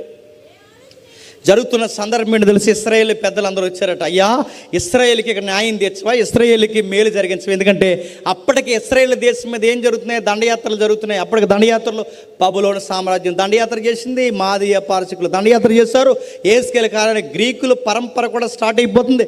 ఇన్ని దేశాలు అసూరు దండయాత్రలు కూడా ఎక్కువైపోయాయి. ఇలాంటి ఇరుగు పొరుగు సామ్రాజ్యాలు ఐగుప్తి బెడద వదిలిపోయింది అనుకుంటే, ఇరుగు పొరుగు సామ్రాజ్యాలు కూడా ఇశ్రాయేల్ మీద పడిపోతున్నాడు. పెద్దలందరూ యెహెజ్కేలు దగ్గరికి వచ్చి అన్నారట, అయ్యా యెహెజ్కేలు, మన దేవుడికి మనల్ని కాపాడ్డా, దేవుడు మనకు న్యాయం తీర్చమని ఏమన్నా ప్రార్థన చేయమంటే, అప్పుడు ఇశ్రాయేల్ పక్షాన ప్రార్థన చేయడానికి వెళ్ళాడు. ఎవరు? యెహెజ్కేలు. ఆ వెళ్ళినప్పుడు దేవుడు అంటే, ఏవయ్యా యెహెజ్కేలు, ఇశ్రాయేల్కి న్యాయం తీర్చమని అడుగుతున్నావా? ఈ ఇశ్రాయేల్కే న్యాయం తెచ్చమని అడుగుతున్నావా? అసలు ఇశ్రాయేల్ కానీ వీళ్ళ పితరులు కానీ ఎలాంటి వాళ్ళు చెప్పనా? వీళ్ళకా న్యాయం అడుగుతున్నా? వీళ్ళు ఎలాంటి వాళ్ళు చెప్పనా? పెట్టిన వాడే సావుగోరే రకమేళ్ళు. ఇశ్రాయేల్ ఎలాంటి వాళ్ళు చెప్పనా? నా వలన మేలు పొందుతారు, బయటికి పోయి ఆకారాలకు మొక్కుతారు. బతికించేది నేను, జీవింపజేసేది నేను, పెట్టేది నేను, వీళ్ళ ఉనికిని కాపాడేది నేను, కానీ నాకు ఎక్కిరించే పనులు చేస్తారు. వీళ్ళ పితరుల దగ్గర నుంచి ఇదే పనులు చేశారు. వీళ్ళు ఏం చేశారు? కింద చెప్తున్నాడు చూడండి, వారికి న్యాయము తీర్చుదవా, నరపుత్రుడా, వారికి న్యాయము తీర్చుదవా, వారి పితరులు చేసిన ఏ కృత్యములు వారికి తెలియచేయము. ఎట్లనగా, ప్రభు అయిన యెహోవా సెలవిచ్చున్నాను, నేను ఇశ్రాయేల్ని ఏర్పరచుకున్నాడు, యాకోబు సంతతికి ప్రమాణం చేస్తున్నాడు, ఐగుప్తి దేశం నన్ను వారికి ప్రత్యక్షపరచుకుని ప్రమాణం చేసి మీ దేవుడైన యెహోవాని నేను ప్రకటించిన కాలమున వారిని ఐగుప్తి దేశం నుండి రప్పించి వారి కొరకు నేను విసారించినదంతయు పాలు తేనెలు ప్రవహించిన సకల దేశములకు ఆభరణమైనదైన దేశంలోనికి తోడుకొని పోయేదని చెప్పిన కాలముననే వాళ్ళతో ప్రమాణం చేశాను, మిమ్మల్ని నేను చూస్తానని. అయితే అప్పుడు నేను మీ దేవుడైన యెహోవాను, మీలో ప్రతి వాడు తనకిష్టమైన ఏ కృత్యములను, ఏ కృత్యం అంటే నీచమైన పనులను విడిచిపెట్టవలనని, ఐగుప్తి విగ్రహములు పూజించడం చేత మిమ్మల్ని మీరు అపవిత్రపరచుకొని ఉండవలనని నేను ఆజ్ఞాపించిన. అయితే వారు నా మాట విననొల్లక నా మీద తిరుగుబాటు చేసి తమకిష్టమైన ఏ కృత్యములు చేయటం మానలేదు, ఐగుప్తి విగ్రహములను పూజించటం మానలేదు కనుక వారు ఐగుప్తి దేశంలో ఉండగానే నేను నా రౌద్రం వారి మీద కుమ్మరించి నా కోపము వారి మీద తీర్చుకొందునని అనుకుంటేనే. అంటే ఐగుప్తులో ఆ రాత్రి 14వ రోజు సాయంకాలం మందు దేవుడు చంపేయాలనుకున్నది ఐగుప్తీలనే కాదు, చెప్పండి, ఇశ్రాయేల్ను కూడా చంపేయాలనుకున్నాడు. ఇశ్రాయేల్ను కూడా దేవుడు చంపేయాలనుకున్నప్పుడు మరి వాళ్ళని చంపకుండా ఎలా కాపాడాడంటే, ఆ కాపాడడానికి దేవుడు ఒక సౌలభ్యం ఇచ్చాడు. ఆ సౌలభ్యం పేరే పస్కా. ఏంటది? పస్కా. ఆ పస్కా ఎప్పుడైతే చేస్తారో, ఎలా చేయాలి పస్కా? ఒక నిర్దోషమైన గొర్రెపిల్లని తీసుకురా, ఆ నిర్దోషమైన గొర్రెపిల్ల ఎముకని విరవద్దు, దాని ఉడకబెట్టిన మాంసాన్ని మీరు తినండి, ఆ తర్వాత దాని ఎముకలు ఇరవకండి, అది సాయంకాలం అందే చెయ్యండి. ఈ ప్రాసెస్ ఎప్పుడైతే జరిగించి దాని రక్తాన్ని పట్టుకెళ్ళి అడ్డు కమ్మికి నిలువు కమ్మికి పూసి ఆ రక్తం వెనకాల ఎప్పుడైతే దాకుంటారో, ఆ దేవతలకి మొక్కుతున్న వారికి తీర్పు తీరుస్తున్న నేను మీకు కూడా తీర్పు తెచ్చి మిమ్మల్ని కూడా వాళ్ళతో పాటు కలిపేయాలి. ఎందుకంటే వాళ్ళు చేసిన పనులే మీరు కూడా చేశారు కనుక. కానీ మిమ్మల్ని ఏమీ చేయకుండా నేను ఉండడానికి కారణం ఏంటంటే ఈ గొర్రె పిల్ల వలన మిమ్మల్ని ఏమీ చెప్పండి నేను అనను. ఈ పని చేసినోడు బతుకుతాడు, ఈ పని చేయని వాడు వాళ్ళతో పాటు మీరు కూడా చెప్పండి నశించి పోతారు. ఇది 12వ అధ్యాయం. ఇది ఎందుకు చెప్తున్నా ప్రభు అంటే మరణదూత యెహోవా కోపం మీదకు రాకుండా ఆ రోజు పస్కా చేయమన్నాడట. అంటే వాళ్ళని కాపాడింది ఆ గొర్రె పిల్ల అంటే ఆ గొర్రె పిల్ల. ఇదంతా మనకెందుకు చెప్తున్నామన్నా అంటే బాగా వినండి. ఇందాక మనం మాట్లాడుకున్నాం ప్రపంచ యుగాంతం ఎలా జరగబోతుందంటే 12వ అధ్యాయంలో ఉన్నట్టే జరగబోతుంది. ముఖ్యాంశాలు మరోసారి 12వ అధ్యాయంలో ఉన్నట్టే జరగబోతుంది. 12వ అధ్యాయంలో ఉన్నట్టే జరగబోతుంది. అంటే ఎలా అంటే మీకు ఇప్పుడు స్ట్రైక్ అవుతుంది చూడండి. ఐగుప్తి దేనికి గుర్తు? లోకానికి గుర్తు. ఇశ్రాయేలు దేనికి గుర్తు? సంఘానికి గుర్తు. కానాను భూభాగం దేనికి గుర్తు? పరలోకానికి గుర్తు. ఇప్పుడు లోకం ఐగుప్తి అయితే ఐగుప్తిలో ఉన్న సంఘాన్ని ఇశ్రాయేల్ని విడిపించి దేవుడు సరాసరి ఎక్కడికి తీసుకెళ్ళాలనుకున్నాడు చెప్పండి? కానాన్ అంటే పరలోకం తీసుకెళ్ళాలనుకున్నాడు. అంటే ఇప్పుడు ఇదే జరగబోతుందంటే సేమ్ మళ్ళీ అదే జరగబోతుంది. అప్పుడు ఐగుప్తి, ఇప్పుడు ప్రపంచమే ఐగుప్తి. ఆ రోజు కానాను, ఇప్పుడు పరలోకం. బాగా వినండి. ఆ రోజు ఇశ్రాయేలు, ఇప్పుడు సంఘము. ఇదే ప్రాసెస్ జరగబోతుంది. అయితే ఈ ప్రాసెస్ జరుగుతున్నప్పుడు ఏం జరుగుతుంది ప్రభు అంటే ఆ రాత్రి దేవతల సంగతి తేల్చడానికి ఎలాగైతే వచ్చానో రెండవ రాకడలో కూడా సేమ్ రిపీట్ కాబోతుంది.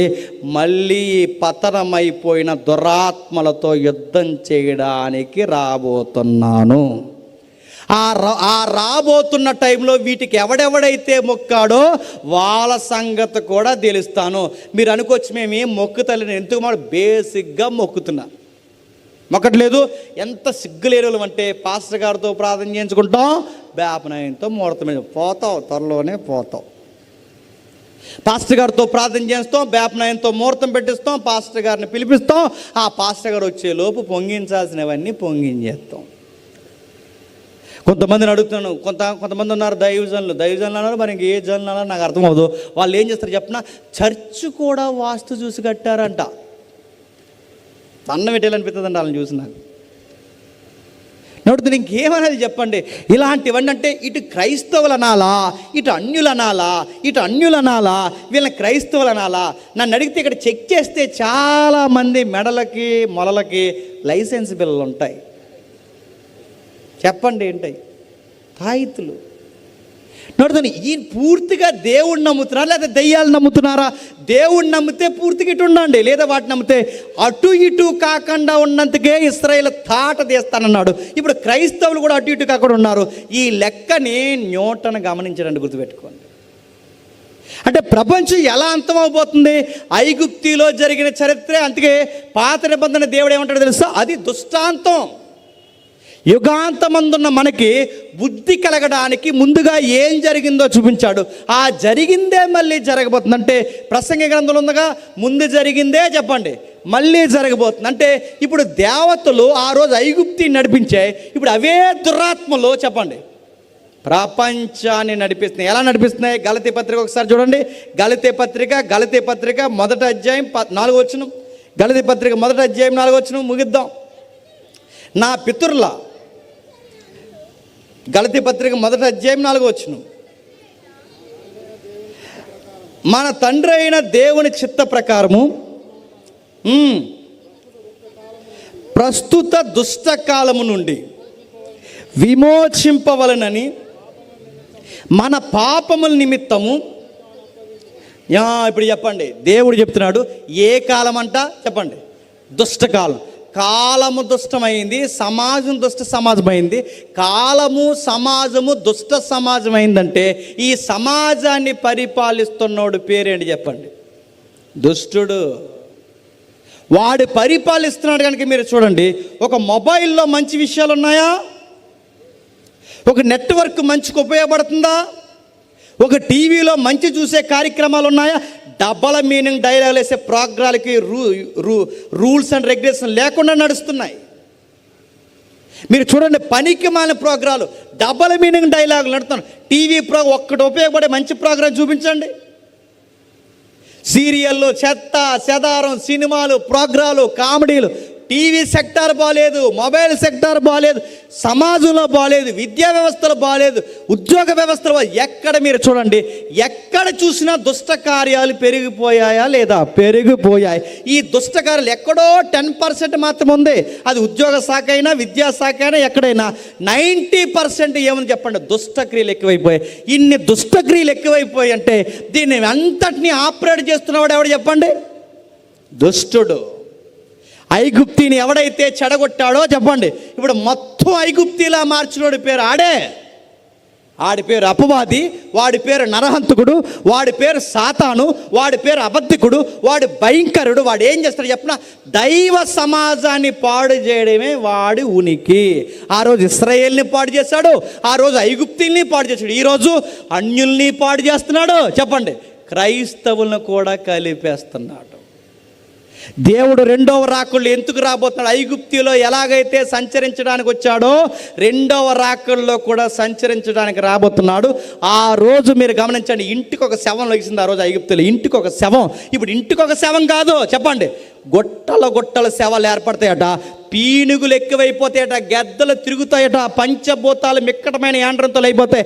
ఆ రోజు బాగా వినండి, మరలా బతికి బట్ట కట్టాలంటే ఆ రోజు వాళ్ళకు ఒకే ఒక్క భిక్ష, పస్కా పండుగ చేస్తేనే బతికారు. ఇప్పుడు మళ్ళీ మనం బతికి బట్ట కట్టాలంటే మళ్ళీ మనకు ఒకటే రూలు, మనం పస్కా చేస్తే బతుకుతాం.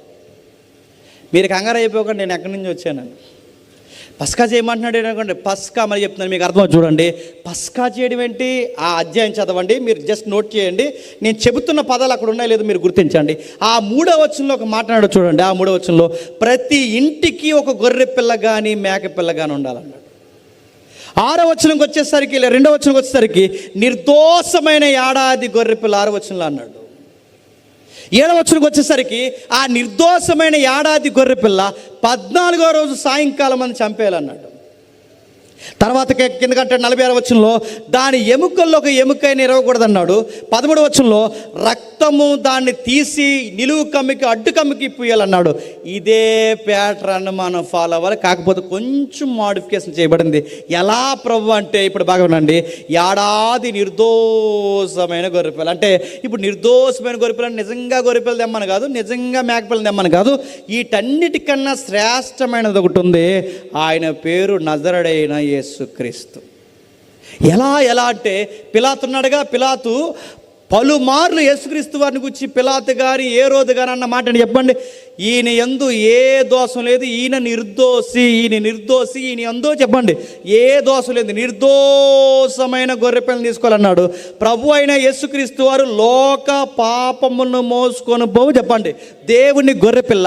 ఇప్పుడు నిజముగా ఈయన ఎలాంటి గొర్రెపిల్ల తెలుసా? దోషము లేని గొర్రెపిల్ల. ఇంకో విషయం చెప్పనా, 14వ రోజు సాయంకాలం అందే చనిపోవాలి గొర్రెపిల్ల. బాగా వినాలి, 14వ రోజు సాయంకాలం అందే గొర్రెపిల్ల చనిపోతే యేసు ప్రభు వారు కూడా మీరు లెక్కలేయండి, పస్కా పండుగ సాయంకాలం అందే చచ్చిపోయాడు. అందుకే చూడండి, యేసు ప్రభు వారిని 9 గంటలకు సిలువేశారు. 12 గంటలకు ఆయనకి నడినెత్తి మీదకి భయంకరమైన చీకటి వచ్చింది. 3 గంటలకు చనిపోయాడు. 3 గంటలకు ఎందుకు చనిపోయాడు? 3 గంటలకు చనిపోవాలనుకున్నాడు గనక చనిపోయాడు. 3 గంటలకు ఎందుకు చనిపోయాడు? పస్కా బలి పశువు సాయంకాలం అందే చనిపోవాలి గనక సాయంకాలం అందే చనిపోయాడు. ఎంతటి చెప్పినా అక్కడ ఎముకల బాగా వినండి, గొర్రెపిల్ల ఎముకల్లో ఒక ఎముకైనా నిరవకూడదు. అందుకే చూడండి, కుడివైపు దొంగ కాళ్ళు ఎరగొట్టారు, ఎడం వైపు దొంగ కాళ్ళు ఎరగొట్టారు, కానీ ఎవరి ఎముకలు ఎరగొట్టలేకపోయారు చెప్పండి. ఎందుకు? నిర్దోషమైన గొర్రెపిల్ల ఎముక ఎరవకూడదు. అంటే మీకు ఏమర్థమవుతుంది? ఆ రోజు వాళ్ళని ఐగుప్తి నుంచి విడిపించడానికి ఆ గొర్రెపిల్ల, ఆ మేకపిల్ల, ఈరోజు ఈ ప్రపంచమైన ఐగుప్తి నుంచి విడిపించి పరలోకానికి మనల్ని తీసుకెళ్ళడానికి మనం పక్షమున లోక పాపం మోసుకొని పోవు దేవుని పస్కా గొర్రెపిల్ల ఎవరు చెప్పండి? నజరుడైన యేసుక్రీస్తు. ఇప్పుడు చెప్పండి, ఇప్పుడు ఈ గొర్రె పిల్లని మనం ఏం చేయాలి అంటే భుజించాలి. ఈ గొర్రె పిల్ల రక్తాన్ని మనం ఏం చేయాలంటే ఆ రక్తాన్ని పూసుకుని ఆ రక్తం వెనకాల దాక్కోవాలి. అంటే ఎలా అండి? ఇప్పుడు యేసుక్రీస్తు వారిని మనం ఎలా భుజిస్తాం? యేసుక్రీస్తు వారి రక్తాన్ని మనం ఎలా పోస్తాం? దాన్నే క్రొత్త నిబంధన పస్కా ఏమంటారు తెలుసా? ప్రభురాత్రి సంస్కరణ అంటారు. ఏంటంట? ప్రభురాత్రి సంస్కరణ. ఆ ప్రభురాత్రి సంస్కరణ ఏదైతే ఉందో రొట్టె ద్రాక్షరసం, లాస్ట్ సఫర్ అంటారుగా, ఒక్కొక్క ఏరియాలో ఒక్కొక్క పేరు పెట్టి పిలుస్తారుగా. ఇప్పుడు ప్రభురాత్రి భోజనం అంటే ఇప్పుడు వాళ్ళు ఆ రోజు ఆ గొర్రె పిల్ల శరీరాన్ని తిన్నారు. ఇప్పుడు ప్రభు అయిన యేసుక్రీస్తు వారి శరీరాన్ని రొట్టె రూపంలో తినాలి. చెప్పండి, ప్రభు అయిన యేసుక్రీస్తు వారి రక్తాన్ని ద్రాక్షరస రూపంలో మనం తీసుకోవాలి. ఎవడైతే ఈ కార్యక్రమం చేస్తాడో ఆడు బతికి బట్ట కడతాడు రెండవ రాకల్లో. ఇంకా ఎవడైతే బాప్టిజం తీసుకోకుండా ఇక్కడ కూర్చొని వార్తలు విన్నట్టు ఇవన్నీ సువార్త వింటున్నారో మీ అందరికీ రెడీగా దీపావళి ఉంది, రెడీ అయిపోయి మరి చెప్తున్నాను. నేను మిమ్మల్ని భయపడ్డానికి చెప్పట్లేదు, మిమ్మల్ని బెదిరించడానికి చెప్పట్లేదు. మీ అందరికీ మళ్ళీ చెప్తున్నాను, రెండవ రాకడలో అతిపెద్ద ప్రమాదం ఎవరికంటే బాప్టిజం లేకుండా ఇంకా ఎవరైతే రొట్టె ద్రాక్షరసం తీసుకోవట్లేదో మీరు కొంపట మీదెట్టుకుని తిరుగుతున్నారు. కంగారు పడకండి.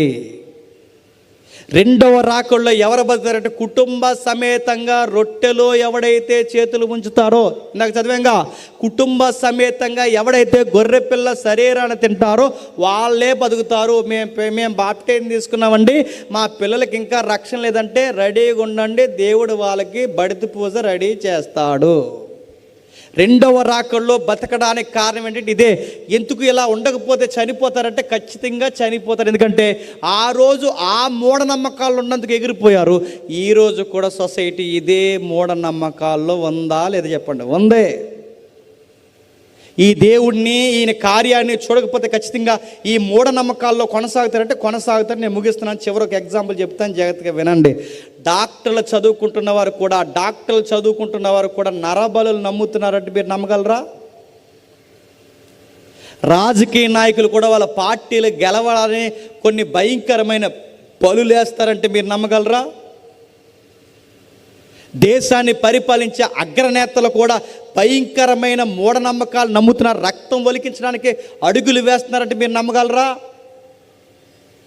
ఇంకొక విషయం చెప్పిన, మొన్న లక్నోలో ఏదో లంకి బిందులు దొరుకుతాయి అన్నారట. ఆ దొరుకుతాయి అన్నాయని ఒక వయసులో ఉన్న అమ్మాయిని చంపి ఆ 2 కాళ్ళకి 12 మేకులు తెగొట్టారు. మీకేమర్థమవుతుంది ఈ పనులను చూస్తుంటే? దయ్యం ఐగుప్తిని పాడు చేయడమే కాదు, ఇప్పుడు ఎవరిని పాడు చేసింది చెప్పండి? మొత్తం ప్రపంచాన్ని పాడు చేసింది. నమ్ముతున్నారు. ఎంఏ బిఏ చేసిన వాళ్ళు కూడా మూఢనమ్మకాలు నమ్ముతున్నారు. హైటెక్లు, బీటెక్లు, ఎంటెక్లు చేసిన వాళ్ళు, ఇంజనీరింగ్ చదివిన వాళ్ళు కూడా భయంకరంగా మూఢనమ్మకాలు నమ్ముతున్నారు. ఇంకా విషయం చెప్పనా, గ్రూప్ 1 చదువుతున్న అమ్మాయి తన ప్రియుడికి పురుగుల మందు కలిపించింది డ్రింకులో. కారణం ఏంటో తెలుసా? తన ప్రియుడికి పురుగుల మందు కలిపడానికి ఆ అమ్మాయి ఇచ్చిన స్టేట్మెంట్లో అదిరిపోయే విషయాలు రాసింది. మీరు చూసారు లేదో, అమ్మాయి పేరు గ్రేస్మా. భారతదేశంలో 2వ మహిళగా ఉరిశిక్ష ఖరారైన మహిళ, కేరళ అమ్మాయి. ఆ అమ్మాయి 17 ఏళ్ళు 18 ఏళ్ళకే భయంకరమైన క్రైమ్ రేట్ నమోదు చేసింది. ఏం చేసింది ఆ అమ్మాయి? ప్రియుడికి పురుగుల మందు కలిపేసింది కూల్ డ్రింక్లో. ఎందుకు కలిపేసిందంటే, నేను ఈ మాట అంటున్నందుకు నన్ను కొంతమంది తిట్టుకోవచ్చు, కానీ నిజం, ఇది తప్పదు చెప్పాలి. ఎందుకంటే ఇప్పుడు ఎక్కడ లేని ప్రేమ, దోమ, చెత్త చెదరవని కొన్ని రోజులు తిరుగుతారు. ఆ తిరిగిన తర్వాత అక్కడిక్కడ మోజులు తగ్గిపోయిన తర్వాత ఇప్పుడు ఏం చేస్తారంటే మళ్ళీ ఇంకొక సంబంధాలు చూసుకుని పెళ్ళిళ్ళు చేసుకుంటారు. ఈ గొడవలు ఎక్కువైపోయినాయి ఇప్పుడు సొసైటీలో. ఆడవాళ్ళు అలాగ ఉన్నారు, మగవాళ్ళు అలాగ ఉన్నారు. ఇలాగ ఈ అమ్మాయి తిరిగినంతకాలం అక్కడ వెనకాల తిరిగింది. ఈ అమ్మాయికి మరి వాడు బోరు కొట్టాడో, ఫ్యామిలీ వద్దన్నారో, మరి ఏమన్నారో తెలియదు. కానీ మొత్తం మీద ఏం చేసిందంటే వాళ్ళ ఫ్యామిలీ ఒక సంబంధం తెచ్చింది. ఆ సంబంధం ఆర్మీ ఆఫీసర్ సంబంధం. ఆర్మీ ఆఫీసర్ సంబంధం ఎప్పుడైతే తెచ్చారో, ఆర్మీ ఆఫీసర్ సంబంధం తెచ్చాక ఆ సంబంధం నచ్చేసింది ఈ అమ్మాయికి. ఈ అబ్బాయి వద్దన్నాడు. ఈ అబ్బాయిని వద్దంటూ ఊరుకుంటాడు. ఆడు తిరిగి ఉన్నాడు. ఆగుతాడు ఇంకాడు? ఆడు ఆగడు. నువ్వు ఆగినా నేను ఆగనన్నాడు. ఆడు ఈ నెల వదిలించుకోవాలి, మొత్తం మీద ఆ ప్లాన్ ఈ ప్లాన్ చేసింది, వింటలేదు. ఈ ఆర్మీ సంబంధం ఏమో నచ్చింది. తీరా నచ్చిందిలే, ఏదోలా పెళ్లి చేసుకున్నాడు, అరెస్ట్ చూపించి ఏదోలా చేసేసుకుందాం అనుకునే సమయానికి గుండెల్లో పగిలిపోయిన వార్త బేపనని చెప్పాడు. ఆ వార్త ఏంటంటే, నీకు పెళ్ళి చేసుకుంటే పెళ్లి దోషం ఉంది, ఆ పెళ్ళిలో నీ మొదటి భర్త చచ్చిపోతాడు అన్నాడు. ఆ ల్యాప్టాప్ పట్టుకుని మరో వస్తాడు ఇంటికి. ఈ మధ్య ల్యాప్టాప్లో చూసి చెప్పేస్తాడు, టికెట్ ఇక్కడికి మన నొక్కి చెప్పండి మీది ఏ రాసి టికెట్కి నొక్కి మంగళవారం మీకు కొంచెం ఇబ్బందిగా ఉంటుంది అన్నాడు. మళ్ళీ ల్యాప్టాప్ వీళ్ళకి. అలాగా వాళ్ళ కేరళలో వీళ్ళు మూఢనమ్మకాలు బాగా నమ్ముతారంట వాళ్ళ ఇంట్లో. ఆ మూఢనమ్మకాలు బాగా నమ్మితే ఈ అమ్మాయికి చెప్పారు, ఇదిగో నీకు భర్త దోషం ఉంది, ఆ భర్త చచ్చిపోతాడని. మరి ఎలా? ఈ అమ్మాయికి ఏమో నచ్చింది, ఈ సంబంధం నచ్చింది, కాదనుకోలేదు. అప్పుడు ఎలా అంటే ఆమె దగ్గర మరి గ్రూప్స్ అవుతుందిగా ఒక ఐడియా వచ్చింది. ఐడియా ఏంటంటే, మమ్మీ డాడీ సంబంధం ఓకే చేయండి, ఆ సంబంధం క్యాన్సిల్. అలా కాదే చచ్చిపోతాడంటే కదా అంటే, నేను ఉన్నానుగా నా దగ్గర ఒక ఐడియా ఉందని ఆడికి మెసేజ్ పెట్టింది. ఎవరికి? రారా సిట్కా అనగా నాడు వస్తాడు. ఇంక సిట్కాన్ అంటే ఇంకెందుకు ఆగుతాడు ఆడు వస్తున్నట్టునే ఒక మాట ఉంది నైస్గా. ఇలా అంటారు, ఏమన్నదంటే నైస్గా, ఇదిగో మా పేరెంట్స్ ఒప్పుకోకపోయినా, మీ పేరెంట్స్ ఒప్పుకోకపోయినా మన ప్రేమ నిజమైంది, అందుకే ఈ ప్రపంచంతో మనకు సంబంధం లేదు, మనం ఏం చేద్దామంటే చెప్పండి మనం పెళ్లి చేసుకుందాం. ఎవరు ఒప్పుకుంటే ఏంటి, ఎవరు ఒప్పుకోకపోతే అనగానే వీడికి సిలక ఎగిరిపోయింది ఇంకా అలా పైకి. నడు ఇంక నేను ఆగనని చెప్పి గుడికి వెళ్ళిపోయారు. గుడిలో పెళ్లి చేసేసుకున్నారు. ఆ పెళ్లి తర్వాత కార్యక్రమం ఉంటుందిగా, ఆ కొంపట ఇంట్లోనే పెట్టింది. ఆ ఇంట్లో పెట్టి ఆ కొంపట కార్యక్రమం చేసే ముందు డ్రింక్ తాగుతావా అని అడిగింది. డ్రింక్ ఏంటి ఇప్పుడు ఏమి ఇచ్చినా తాగేస్తాడు. ఆ డ్రింకులో పురుగుల మందు కలిపేసింది. ఆ పురుగుల మందు కలిపించేస్తే తాగేశాడు, తెలియదు పాపం. ఆ రోడ్లను తిప్పి అలా తిప్పి ఆ ఇంట్లో పురుగుల మందు ఇచ్చేస్తే ఆ పురుగుల మందు తాగేశాడు, తెలియదు. కొన్ని రోజులు చచ్చిపోయాడు. తర్వాత దొరకలేదు అమ్మాయి. ఎలా దొరికింది అమ్మాయి అంటే గుర్తుపెట్టుకోండి, ఒకప్పుడు ఎవడ గుండెల్లో ఏముందో చెప్పలేము, ఎవడ మనసులో ఏముందో చెప్పలేం. కానీ ఈ రోజుల్లో చాలా త్వరగా చెప్పొచ్చు. ఎలా చెప్పచ్చు చెప్పనా? ఎవడ గుండెల్లో ఏముందో ఎందులో తెలుసో చెప్పనా? ఇందులో తెలుస్తుంది. గుర్తుపెట్టుకోండి. ఎవరు ఏం చేస్తున్నారో, ఏం చూస్తున్నారో, ఏం మాట్లాడుతున్నారు, మొత్తం మన యాటిట్యూడ్ ఎందులో ఉంటుంది చెప్పండి. ఆ అమ్మాయి గూగుల్లో ఏం చెక్ చేసింది, ఒక సైట్ ఉంటుంది మీకు చెప్పను నేను, నాకు తెలుసు అది. ఆ సైట్గా ఓపెన్ చేస్తే నువ్వు ఏ టైంకి ఫోటో తీసావు, ఏ వాట్సాప్ ఓపెన్ చేసావు, ఏ సైట్లోకి వెళ్ళావు, యూట్యూబ్లో ఏం వీడియోలు చూసావు, ఎన్ని కాల్స్ మాట్లాడావు, మొత్తం వచ్చేస్తుంది. ఒక సైట్ ఉంది, అది కనుక ఓపెన్ చేస్తే నీ ఫోన్ చూసి నీ వ్యవహారం ఏంటో చెప్పచ్చు, 2 minutesలో చెప్పచ్చు. ఆ అమ్మాయి సెర్చ్ చేసింది అనుకుంది, ఆ అమ్మాయి అనుకుంది నేను గ్రూప్స్ అవుతున్నాను, మొత్తం డిలీట్ చేసేసిన హిస్టరీ ఎక్కడికి పోదు. హిస్టరీ గుర్తుపెట్టుకోండి. మొత్తం మీద తీసుకొచ్చారు, ఆ అమ్మాయిని పట్టాక ఎందుకు పిల్ల ఎలా చేసి, ఎందుకు చంపేసి ఈ అబ్బాయిని అడిగితే ఆ అమ్మాయి ఏముందో తెలుసా, నేను అలా చంపాడానికి కారణం ఏంటంటే నాకు పెళ్లి కొడుకు దోషం ఉంది, ఆ పెళ్లి కొడుకు ఆర్మీ ఆఫీసర్ చనిపోవడం నాకు ఇష్టం లేదు, అందుకే ఆ దోషం పోవాలని నేను ఎవరిని చంపేశానంటే చెప్పండి, నా ప్రియుని చంపేశానని పోలీసులకి స్టేట్మెంట్ ఇచ్చింది. ఇప్పుడు చెప్పండి, గ్రూప్స్ అంటే ఏంటి చెప్పినా, గ్రూప్ 1 కానీ గ్రూప్ 2 అంటే ఎవరు ఉంటారు చెప్పినా, గ్రూప్ 1లో ఐఏఎస్లు ఐపీఎస్లు ఉంటారు, కలెక్టర్లు ఎస్పీలు ఉంటారు. కలెక్టర్కి ఎస్పీకి చదువు అంటే దేశానికి ఎన్నుముక లాంటి వాళ్ళు, దేశానికి ఎన్నుముక లాంటి వాళ్ళు. అలాంటి చదివే అమ్మాయి ఏమి నమ్ముతుంది చెప్పండి? మూఢనమ్మకాలు నమ్ముతుంది. ఎంఆర్ఓలు డిఎస్పీలు అవ్వాల్సిన ఆ స్థాయిలో ఉన్నవారే ఇలాంటివి నమ్ముతున్నారంటే ఇలా పాడు చేస్తున్నది ఎవడు చెప్పండి? దుష్టుడు. అందుకే చూడండి, అన్ని వ్యవస్థలు పాడయ్యే ఈ దుష్ట సమాజం నుంచి మళ్ళీ సంఘాన్ని కాపాడాలి అంటే దేవుడు మళ్ళీ రెండో రాకళ్ళు ఏం చేయబోతున్నాడు చెప్పండి? ఈ దేవతల మీద యుద్ధం చేయబోతున్నాడు. అందుకే ఆ రోజు ఐగుప్తీ దేవతల మీద యుద్ధం, మళ్ళీ ప్రపంచం మీద దేవుడి యుద్ధం. ఏవైతే దురాత్మల సమూహాలు ఉన్నాయో ఆ దురాత్మల సమూహంతో యుద్ధం చేయడానికి రాబోతున్నాడు. వాటికి ఎవరెవరైతే మొక్కి మూఢనమ్మకాలు ఇవన్నిటిని ఆచరిస్తున్నారో వాళ్ళ సంగతి కూడా ఆ రోజు తెలుస్తాడు. ఈ భయంకరమైన యుద్ధ వాతావరణంలో మేము బతికి బట్ట కట్టాలంటే ఏం చేయాలి బ్రదర్ అంటే ఒకటే సూత్రం, నమ్మి రక్షింపబడిన, నమ్మి బాప్టిజం పొందిన వాడు రక్షింపబడతాడు. నమ్మని వాడికి చెప్పండి ఏం చేయాలి? నమ్ము, ఆ గొర్రెపిల్ల శరీరాన్ని రొట్టెగా విరువు, ఆయన రక్తాన్ని ద్రాక్షరసంగా తీసుకో. ఎవడైతే ఈ కార్యక్రమాన్ని పాటిస్తాడో రెండవ రాకడలో బాప్టిజము ప్రభురాత్రి సంస్కరణలో పాల్గొన్న కుటుంబాలే చెప్పండి బాగుపడతాయి. ఇప్పుడు చెప్పండి, యుగాంతం ఎలా వస్తుందంటే పాము వలన వస్తుందో, యుగాంతము ఆస్ట్రాయిడ్ వలన వస్తుందో, యుగాంతం మంచు పర్వతాలు కరిగిపోవడం వలన వస్తుందో నాకు తెలియదు, కానీ యుగాంతం ఎలా వస్తుంది చెప్పనా? నజరేయుడైన యేసు మేఘాల మీద త్వరలో రాబోతున్నాడు, అప్పుడు వస్తుంది యుగాంతం. గుర్తుపెట్టుకోండి. త్వరలోనే ఆ యుగాంతం అలా వస్తుందంటే త్వరలోనే వస్తుంది. మెజారిటీ రెఫరెన్స్ అన్నీ నెరవేరిపోయాయి. ఇక బైబిల్లో నెరవేరాల్సిన రెఫరెన్స్ పెద్దగా ఎక్కువేమీ లేవు. ఆ నెరవేరవలసిన రెఫరెన్స్ అన్నీ నెరవేరిపోయి, వచనాలన్నీ ప్రవచనాలన్నీ నెరవేరిపోయాయి. ఇక నెరవేరవలసింది ఏదైనా ఉందంటే ఆ రాకడకు సంబంధించిన ప్రవచనాలే ఉన్నాయి. అది నేడో రేపో జరిగిపోతే నీ కుటుంబం నువ్వు ఏమైపోతారు. అందుకు ఆలస్యమైన ఈ మాట చెప్పి నేను ముగిస్తున్నాను. ఆలస్యమైన ఇప్పటికీ మించిపోయిందేమీ లేదు. ఈ రోజుకి నువ్వు బాప్టిజం లేకుండా నువ్వు కూర్చున్నా, ఈ రోజుకి నీ కుటుంబంలో ఎవరికైనా బాప్టిజం లేకుండా ఉంటే ఈ రాత్రి ఈ ప్రమాదం ఉందని నువ్వు ఇంటికి వెళ్ళిన తర్వాత ఒక్కసారి ఆలోచించు. ఒకవేళ సిద్ధపడితే రేపు సాయంకాలానికి మీ దైవజనుల చేత బాప్టిజం తీసుకుని మరి వచ్చి సభలో కూర్చో. ఇదంతా విన్న తర్వాత కూడా నువ్వు పర్లేదులే అని అనుకుంటే నీకన్నా భయంకరమైన ప్రమాదంలో ఇంకెవడో లేడు. 2 విషయాలు పక్కా జరుగుతాయి. ఒకటి ఆయనైనా రావచ్చు, లేదా నువ్వైనా పోవచ్చు. ఈ రెండిట్లో ఏది జరిగినా ప్రమాదం ఎవరికి ఉందో తెలుసా? మానవుడా, నీకు ఉంది. గుర్తుపెట్టుకో.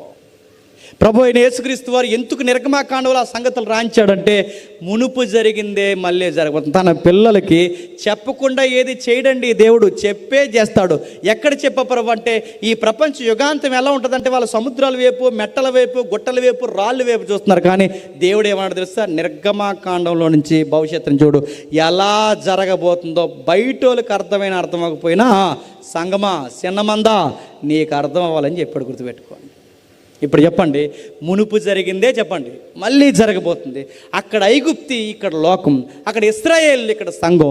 ఆ రోజు ఆ సంఘాన్ని కానాను తీసుకెళ్ళాడు. ఈ సంఘాన్ని మేఘాల మీద తీసుకెళ్ళడానికి త్వరలోనే చెప్పండి రాబోతున్నాడు. ఇప్పుడు మనం చేయాల్సిన పస్కా రొట్టె ద్రాక్షరసం తీసుకోవాలి. ఈ రొట్టె ద్రాక్షరసం తీసుకున్న టైంలో ఒప్పుకుందంటే చంపేతాడు. మళ్ళీ చెప్తున్నాను, నువ్వు ఒప్పుకుందని తీసుకోకూడదు. ఎందుకు తీసుకోవాలి? ఆయనను జ్ఞాపకం చేసుకోవడానికి తీసుకోవాలి. రొట్టె ఎవరు చేశారని అడగకూడదు. రొట్టె ఎలాగున్నా ఆయన జ్ఞాపకం చేసుకోవడానికి తీసుకోవాలి. ద్రాక్షరసం ఎలాగున్నా తీసుకోవాలి. ఎందుకంటే ఆయన వచ్చే సమయానికి మనం రక్షింపబడే సేఫ్టీ జోన్ ఏదన్నా ఉంది అంటే ద లాస్ సఫర్. గుర్తుపెట్టుకోండి. ఆ జోన్లో ఉన్నవాడు రక్షింపబడతారు. ఇప్పటికీ మించిపోయింది ఏమీ లేదు. మీ పిల్లలకు బాప్టిజాలు లేకపోతే ఏం చెబుతారో సువార్త అర్థమయ్యేలా చెప్పి వాళ్ళకి బాప్టిజాలు ఇవ్వండి. ఎందుకంటే ప్రమాద గడియలు దగ్గరలోనే ఉన్నాయి. మీ ఇంట్లో ఇంకా ఎవరికైతే రక్షణ లేదో వాళ్ళని ప్రేమించిన వారైతే వాళ్ళకి రక్షణలోకి నడిపించండి. ఈ రోజుకి నీకు రక్షణ లేకపోతే, ఇంత ప్రమాదం ముందుంటే ఇది నీకు అర్థమైతే ఈ రాత్రి నిర్ణయం తీసుకునే రక్షణలోకి రా. ప్రభు నేడో రేపో రాబోతున్నాడు. మనందరినీ అసలైన ప్రేమ విందులో దేవుడు మనం కూర్చుండబెట్టునుగాక. Amen, amen, amen, amen. ప్రార్థన చేసుకుందాం. ప్రేమగల తండ్రి, కృపగల దేవ, విలువైన సంగతుల తండ్రి మీరు వినిపించారు. ఎవరికి ఈ సంగతులు అర్థమయ్యే నాకు తెలియదు తండ్రి.